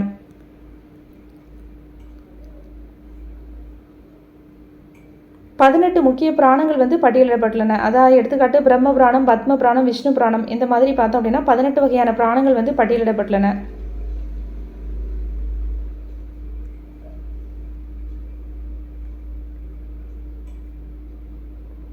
அதே மாதிரி மகாபாரதம், ராமாயணம் ஆகிய இதிகாசங்கள் மெருகேறி செம்மியடைந்தது தமது இறுதி வடிவத்தை பெற்றது எப்போ அப்படின்னா குப்தர்கள் காலத்தில் தான். மகாபாரதம், ராமாயணம் ஆகிய இதிகாசங்கள் மெருகேறி செம்மியடைந்து தனது இறுதி வடிவத்தை பெற்றது எப்போ அப்படின்னா இந்த குப்தர்கள் காலத்தில். பௌத்த இலக்கியம் பார்க்குறோம். தொடக்க கால பௌத்த இலக்கியங்கள் மக்கள் மொழியான பாலி மொழியில் தான் இருந்தன. பின்னர் சமஸ்கிருத கலப்புடன் கவிதையும் வசனமாக மீண்டும் எழுதப்பட்டன. தொடக்க காலத்தில் பௌத்த இலக்கியங்கள் எந்த மொழியில் இருந்துச்சு அப்படின்னா மக்கள் மொழியான பாலி மொழியில் தான் இருந்துச்சு. பின்னர் சமஸ்கிருத கலப்புடன் கவிதையும் வசனமாக மீண்டும் எழுதப்பட்டன. ஆரிய தேவர், ஆரிய அசங்கர் ஆகியோர் குப்தர் காலத்தில் குறிப்பிடத்தகுந்த எழுத்தாளர்கள். குப்தர் காலத்தில் குறிப்பிடத்தக்க எழுத்தாளர்கள் யார் அப்படின்னா ஆரிய தேவர், ஆரிய அசங்கர். தர்க்க அறிவியல் சார்ந்த முழுமையான முதலாவது நூல் வந்து பௌத்த நூல் வந்து வசுபந்துவால் இந்த காலகட்டத்தில் எழுதப்பட்டது. வசுபந்துவின் சீடரான திக்நாதரும் பல அரிய நூல்களை எழுதியுள்ளார். தர்க்க அறிவியல் சார்ந்த முதலாவது முழுமையான பௌத்த நூல் வந்து வசுபந்துவால் எழுதப்பட்டது. வசுபந்தனுடைய சீடர் யார்? திக்நாதர். அடுத்து சமண இலக்கியங்கள். சமணர்கள் மத நூல்கள் தொடக்கத்தில் பிராகிருத மொழியில் எழுதப்பட்டன. பௌத்த நூல்கள் பார்த்தோன்னா பாலி மொழியில் ஃபஸ்ட் எழுதப்பட்டன. ஆனால் சமஸ்கிருத நூல்கள் வந்து தொடக்கத்தில் வந்து பிராகிருத மொழியில் எழுதப்பட்டன, பின்னர் தான் சமஸ்கிருதத்தில் வந்து எழுதப்பட்டன. விமலா அப்படிங்கிறவர் வந்து சமண ராமாயணத்தை எழுதினார். சமண ராமாயணத்தை எழுதினது யாருன்னா விமலா. சித்திரசேன திவாகரா சமணர்களிடையே தர்க்க சாஸ்திரத்துக்கு அடித்தளமிட்டவர் சித்திரசேன திவாகரா. சமயம் சாரா இலக்கியங்கள் பார்த்தோன்னா சமுத்திரகுப்தர் கவிராஜா என்று புகழ் பெற்றார். காளிதாசர், அமரசிங்கர், விசாகதத்தர், தன்வந்திரி போன்ற நவரத்னங்கள் அவரது அவையை வந்து அலங்கரித்ததாக பரவலாக நம்பப்படுகிறது. காளிதாசர் இயற்கையை அழகை எழுதிய கவிஞர் யாரு? காளிதாசர். சாகுந்தலம், மாளவி, காக்கினி மித்திரம், விக்ரமோர் வசியம் ஆகியவை இவரது புகழ்பெற்ற நாடகங்கள். சாகுந்தலம், மாளவி, காக்கினி மித்திரம், விக்ரமோர் ஊர்வசியம் ஆகியவை காளிதாசருடைய புகழ்பெற்ற நாடகங்கள். சூத்திரகர் வந்து மிருச்சகடிகம், விசாகதத்தர் வந்து முத்ரா ராட்சசம், தேவி சந்திரகுப்தத்தை இந்த நூல்கள்லாம் வந்து வெளியாயிடுச்சு. சூத்திரகர் எழுதியது எது? மிருச்சகடிகம். விசாகதத்தர் எழுதியது முத்ரா ராட்சசமும் தேவி சந்திரகுப்தமும். இந்த காலகட்டத்து நாடகங்கள் எப்படி இருந்துச்சு அப்படின்னா, இந்த காலகட்டத்து நாடகங்களின் ஒரு சுவையான அம்சம் என்னென்றால், நாடகத்தில் மேட்டுக்குடி கதாபாத்திரங்கள் சமஸ்கிருதத்தில் பேச, எளிய கதாபாத்திரங்கள் பிராகிருதத்தில் பேசுகின்றன. நாடகத்தில் மேட்டுக்குடி கதாபாத்திரங்கள் சமஸ்கிருதத்தில் பேச, எளிய கதாபாத்திரங்கள் வந்து பிராகிருதத்தில் பேசுகின்றன. பிராகிருதத்திற்கு அரசவைக்கு வெளியே ஆதரவு இருந்தது. குப்தர்கள் காலத்தில் பிராகிருத மொழியின் பல்வேறு வடிவங்கள் உருவாயின. பிராகிருத மொழியில் வந்து பல்வேறு வடிவங்கள் வந்து குப்தர்கள் காலத்தில் உருவாயின. மதுரா பகுதியில் சூரசேனி அப்படிங்கிற வடிவமும், அவுத் பந்தேல்கண்ட் பகுதியில் அர்த்து மாகிதி வடிவமும், நவீன பீகார் பகுதியில் மகதி வடிவமும் வழக்கத்தில் இருந்தன. இந்த பிராகிருத மொழியிலே பார்த்தோன்னா பல்வேறு வடிவங்கள் வந்து இந்த குப்தர்கள் காலத்தில் இருந்துச்சு. அது பார்த்தோன்னா மதுரா பகுதியில் வந்து என்னென்னு சொன்னாங்கன்னா சூரசேனி, அந்த வடிவத்தை என்னென்னு சொன்னாங்கன்னா சூரசேனின்னு சொன்னாங்க. மதுரா பகுதியில் சூரசேனி வடிவமும், அவுத்து பண்டேல்கண்ட் பகுதியில் வந்து அர்த்து மாகிதி வடிவமும், நவீன பீகார் பகுதியில் பார்த்தோம் அப்படின்னா மகிதி வடிவம் வழக்கத்தில் இருந்தன. அடுத்து நாலந்தா பல்கலைக்கழகம். மகாவிகாரா என்று பெயர் பெற்ற நாலந்தா இந்தியாவின் பண்டைய மகத பேரரசில் இருந்த ஒரு மிகப்பெரிய பௌத்த மடாலயம். அந்த நாலந்தா பல்கலைக்கழகத்துக்கு இன்னொரு பேர் என்ன? மகாவிகாரா அப்படின்னு சொன்னாங்க. இது ஒரு பௌத்த மடாலயமாக இருந்துச்சு. இது பாட்னாவிற்கு தென்மேற்கே சுமார் 95 கிலோமீட்டர் தூரத்தில் பீகார் ஷெரீப் நகரத்துக்கு அருகில் அமைந்துள்ளது. இது பொது ஆண்டு 5ஆம் நூற்றாண்டிலிருந்தே 1200 வரை புகழ்பெற்ற கல்விச்சாலையாக இருந்தது. இது யுனெஸ்கோவால் பாதுகாக்கப்பட்டு வரக்கூடிய ஒரு தொன்மை சின்னம். வேத கல்வியின் மூலம் முறைப்படுத்தப்பட்ட வழிமுறைகள் இந்தியாவின் தொடக்ககால பல்கலைக்கழகங்கள் என்று குறிப்பிடப்படும் தட்சசீலம், நாலந்தா, விக்ரமசீலா இதெல்லாம் இருந்தது. 5 மற்றும் 6ஆம் நூற்றாண்டில் நாலந்தா பல்கலைக்கழகம் குப்த பேரரசின் ஆதரவிலும், பின்னர் கண்ணோசின் பேரரசனார் ஹர்ஷரின் ஆதரவிலும் வந்து என்ன பண்ணுச்சு? செழிப்பாக இருந்துச்சு. 5, 6ஆம் நூற்றாண்டுகளில் வந்து குப்த பேரரசின் ஆதரவிலும், அதுக்கப்புறம் ஹர்ஷருடைய ஆதரவிலும் வந்து செழித்திருந்தது. திபெத், சீனா, கொரியா, மத்திய ஆசியா போன்ற இடங்களிலிருந்து மாணவர்கள் வந்து என்ன பண்ணாங்க? இங்கிருந்து கல்வி கற்றாங்க. இந்த பல்கலைக்கழகத்துக்கு இந்தோனேஷியாவில் இருந்து சைலேந்திரா வம்சத்தோடு தொடர்பு இருந்தது. இந்த பல்கலைக்கழகத்துக்கு என்னாச்சு? இந்தோனேஷியாவின் சைலேந்திரா வம்சத்தோடு தொடர்பு இருந்தது. இந்த வம்சத்தின் அரசர் இந்த வளாகத்தில் ஒரு பெரிய மடாலயத்தை வந்து கட்டியிருக்கிறாரு. பொது ஆண்டு 1200இல் டெல்லி சுல்தானிய மாம்லூக் வம்சத்தின் பக்தியார் கில்ஜியின் படையெடுப்புகளால் நாலந்தா சூறையாடப்பட்டு அழிக்கப்பட்டது. 1200இல் டெல்லி சுல்தானிய மாம்லூக் வம்சத்தின் பக்தியார் கில்ஜியினுடைய படையெடுப்பால் வந்து என்னாச்சு? இது வந்து அழிக்கப்பட்டது. அதுக்கப்புறம் பார்த்தோம் அப்படின்னா இந்த இடம் பார்த்தோன்னா அகழாய்வு வந்து 1915 வந்து ஆரம்பிக்கப்பட்டது. இந்த நாலந்தாவில் அகழாய்வு வந்து எப்போ ஆரம்பித்தாங்க அப்படின்னா 1915 வந்து ஆரம்பிக்கப்பட்டது. அப்போது 12 ஹெக்டேர் பரப்பளவு, அதாவது 30 ஏக்கர், 12 ஹெக்டேர் அப்படிங்கிறது 30 ஏக்கர் அமைந்திருந்த 11 மடாலயங்களும் 6 செங்கல் கோவில்களும் கண்டுபிடிக்கப்பட்டுள்ளன. இந்த இடத்துல வந்து அகழாய்வு எப்போ பண்ணாங்கன்னா 1915. அப்போ வந்து 11 மடாலயங்கள், எத்தனை ஏக்கர் பரப்பளவு? 30 ஏக்கர், அதாவது 12 ஹெக்டேர் பரப்பளவு, 11 மடாலயங்களும் 6 செங்கல் கோவில்களும் வந்து கண்டுபிடிச்சிருக்காங்க. நாலந்தா இன்று ஒரு முக்கியமான சுற்றுலா தலமாக வந்து இருக்குது. அடுத்து குப்தர்கள் கால அறிவியல் எப்படி இருந்ததுன்னா சுழியம், அதாவது ஜீரோவை கண்டுபிடிச்சவங்க யார் அப்படின்னா குப்தர்கள் தான். அடுத்து சூரிய சித்தாந்தா அப்படிங்கிற நூலில் ஆரியப்பட்டர் 5ஆம் நூற்றாண்டின் இறுதி முதல் 6ஆம் நூற்றாண்டின் துவக்கம் வரை சூரிய கிரகணங்களுக்கான உண்மையான காரணங்களை ஆராய்ந்தார். சூரிய சித்தாந்தா அப்படிங்கிறது ஆரியப்பட்டர் எழுதின ஒரு நூல். அதில் சூரிய கிரகணங்களுக்கான உண்மையான காரணங்களை ஆராய்ஞ்சு பார்ப்பார். பூமியினுடைய சுற்றளவு குறித்த கணக்கீட்டில் ஆரியப்பட்டர் கணிப்பு நவீன மதிப்பீட்டிற்கு ஒரு நெருக்கமாக உள்ளது. பூமி ஒரு அச்சில் தன்னைத்தானே சுற்றி வருகிறது என்பதை கண்டுபிடித்த முதல் வானியலாளர் யார்? இவர் தான், ஆரியப்பட்டர் தான். கணிதம், கோணவியல், இயற்கணிதம் ஆகியவற்றை பேசும் ஆரியப்பட்டியம் அப்படிங்கிற நூலில் அவர் எழுதியிருக்கார் ஆரியப்பட்டர் அப்படிங்கிறவர். வராகமிகிரர் 6ஆம் நூற்றாண்டில் பிருகத் சம்ஹிதா அப்படிங்கிற நூல் வானவியல், புவியியல், தாவரங்கள், இயற்கை வரலாறு ஆகியவற்றுக்கான கலைக்களஞ்சியம். வராகமிகிரர் எழுதிய பிருகத் சம்ஹிதா எத்தனாம் நூற்றாண்டு? 6ஆம் நூற்றாண்டு. வராகமிகிரர் எழுதிய பிருகத் சம்ஹிதா 6ஆம் நூற்றாண்டு நூல் வானவியல், புவியியல், தாவரவியல், இயற்கை வரலாறுக்கான ஒரு கலைக்களஞ்சியம். பஞ்ச சித்தாந்திகா, பிருகத் ஜாதகா என்பது இவரது மற்ற படைப்புகள். இந்த வராகமிகிரர் எழுதிய நூல் பிருகத் சம்ஹிதா. இது என்ன நூல்? ஒரு வானவியல், புவியியலுக்கான ஒரு நூல். இது இல்லாமல் அவர் எழுதியது பஞ்ச சித்தாந்திகா, பிருகத் ஜாதகா அப்படிங்கிறது மற்ற படைப்புகள். பிரம்மகுப்தர் அவர் பார்த்தோன்னா கணிதம் மற்றும் வானவியலுக்கான முக்கியமான நூல்களை பிரம்மஸ்புத சித்தாந்தா, கண்ட காத்தியகா ஆகிய நூல்களை எழுதியுள்ளார். பிரம்மகுப்தர் அப்படிங்கிறவர் கணிதம் மற்றும் வானவியலுக்கான முக்கிய நூல்களான பிரம்மஸ்புத சித்தாந்தா, கண்ட காத்தியகா அப்படிங்கிற நூல்கள் எழுதியிருக்காரு. அடுத்து மருத்துவ அறிவியல் பார்க்குறோம். மருந்துகள் தயாரிப்பதற்கு உலோகங்களை பயன்படுத்துதல், பாதரசம் மற்றும் இரும்பு ஆகியவற்றின் பயன்பாடு குறித்து வராகமிகிரரும் பிறரும் எழுதியிருப்பதை பார்க்கும்போது குப்தர் ஆட்சி காலத்தில் வேதியியலும் பெரும் முன்னேற்றம் நிகழ்ந்திருப்பது தெரிகிறது. மருந்துகள் தயாரிக்க பாதரசம், இரும்புலாம் பயன்படுத்தியிருக்கிறாங்க அப்படிங்கிறத வராகமிகிரரும் பிறரும் என்ன பண்ணியிருக்காங்க, எழுதி வச்சிருக்கிறத பார்க்கும்போது வேதியியலுடைய முக்கியத்துவத்தை பற்றி நம்ம தெரிஞ்சுக்க முடியுது. நவநீதகம் அப்படிங்கிற நூல் மருத்துவ நூல். நோய்களுக்கான மருந்துகள், மருந்து தயாரிக்கும் முறை பற்றி கூறுகிறது. நவநீதகம் அப்படிங்கிற ஒரு மருத்துவ நூல் நோய்களுக்கான மருந்து தயாரிக்கும் முறை பற்றி கூறுகிறது. பாலகாப்பியா எழுதிய ஹஸ்தாயுர்வேதா அப்படிங்கிற நூல் விலங்குகளுக்கான மருத்துவ நூல். பாலகாப்பியா அப்படிங்கிறவர் எழுதிய ஹஸ்தாயுர்வேதா அப்படிங்கிற நூல் விலங்குகளுக்கான மருத்துவ நூல். அடுத்து குப்த பேரரசின் வீழ்ச்சி பார்த்தோன்னா குப்த அரசரின் கடைசி அரசர் யாருன்னா விஷ்ணுகுப்தர். பொது ஆண்டு 540 to 550. உள்நாட்டு பூசல்களும் அரச குடும்பத்தின் கருத்து வேறுபாடுகளும் வீழ்ச்சிக்கு காரணமாயின. அடுத்து ஸ்கந்தகுப்தரின் ஆட்சியின் போது ஹீனர்கள் வடமேற்கு இந்தியாவின் மீது படையெடுத்தார்கள். ஸ்கந்தகுப்தர் ஹீனர்களை விரட்டுவதில் வெற்றி பெற்றாலும் அதன் விளைவுகள் என்னாச்சு? கருவூலம் காலியாயிடுச்சு. இதனால் என்ன பண்ண முடியல? குப்த அரசு அதன் மூலமாக வீழ்ச்சி அடைய தொடங்கியது. கடைசியாக பார்த்தோம் அப்படின்னா குப்த பேரரசு சுருங்கி மகதத்தில் மட்டும்தான் இருக்கக்கூடிய அளவுக்கு என்னாச்சு? மிக சிறிய அரசாக என்னாச்சு? மாறிடுச்சு. நிலப்பிரபுத்துவம் அப்படின்னு பார்த்தோம்ல. நிலப்பிரபுத்துவம் அப்படின்னா என்ன அப்படின்னா அமைப்பு. இந்தியாவில் மத்திய கால சமூகத்தின் ஒரு பண்பு நிலை. வரலாற்று ஆசிரியர் SR சர்மா பின்வரும் நிலப்பிரபுத்துவ பண்புகளை பட்டியலிடுகின்றார். அரசர் அளிக்கும் நிலமானியம், நீதி உரிமைகளை பயனாளிகளுக்கு மாற்றித் தருதல், கட்டாய உழைப்பு, உபரிய அரசு எடுத்துக்கொள்ளுதல், அதே மாதிரி நாணயம் அச்சடித்தலில் வீழ்ச்சி, அதிகாரிகளின் ஊதியத்தை நில வருவாய் வசூல் செய்து பெற்றுக்கொள்ள அனுமதிப்பது, இந்த மாதிரி நிறைய விஷயங்கள் இருந்தது நிலப்பிரபுத்துவத்தில். ஸ்ரீகுப்தர் யாரு? குப்த பேரரசை தோற்றுவித்தவர். 2ஆம் சந்திரகுப்தர் தனது படையெடுப்புகளின் மூலம், திருமண உறவுகளின் மூலம் பேரரசை என்ன பண்ணார்? விரிவாக்கினார். குமாரகுப்தர் தான் நாலந்தா பல்கலைக்கழகத்தை உருவாக்கியவர். ஸ்கந்தகுப்தர் ஹீனர்களை விரட்டியடித்தார். ஆனால் இப்போரின் காரணத்தால் அவரது அரசு கடும் நிதி நெருக்கடிக்கு உள்ளாகி என்னாச்சு? குப்த பேரரசு வீழ்ச்சியடைந்தது. ஹீனர்களின் படையெடுப்பால் கருவூலம் காலியானது. பிற்கால குப்த அரசர்கள் வலிமை குன்றியதன் காரணமாக குப்த பேரரசின் வீழ்ச்சி என்ன ஆயிடுச்சு? ஒன்றும் பண்ண முடியலை. ஹீனர்களின் படையெடுப்பால் தான் குப்த பேரரசு என்ன ஆயிடுச்சு? வீழ்ச்சி அடைந்தது. ஓகே ஃப்ரெண்ட்ஸ், இதோட பார்த்தோன்னா நம்ம 11th ஸ்டாண்டர்டில் இருக்கக்கூடிய குப்தர்கள் பார்த்துட்டோம். அடுத்த வீடியோவில் பார்த்தோம் அப்படின்னா எத்திக்ஸில் இருக்கக்கூடிய குப்தர்கள் பார்க்கலாம்.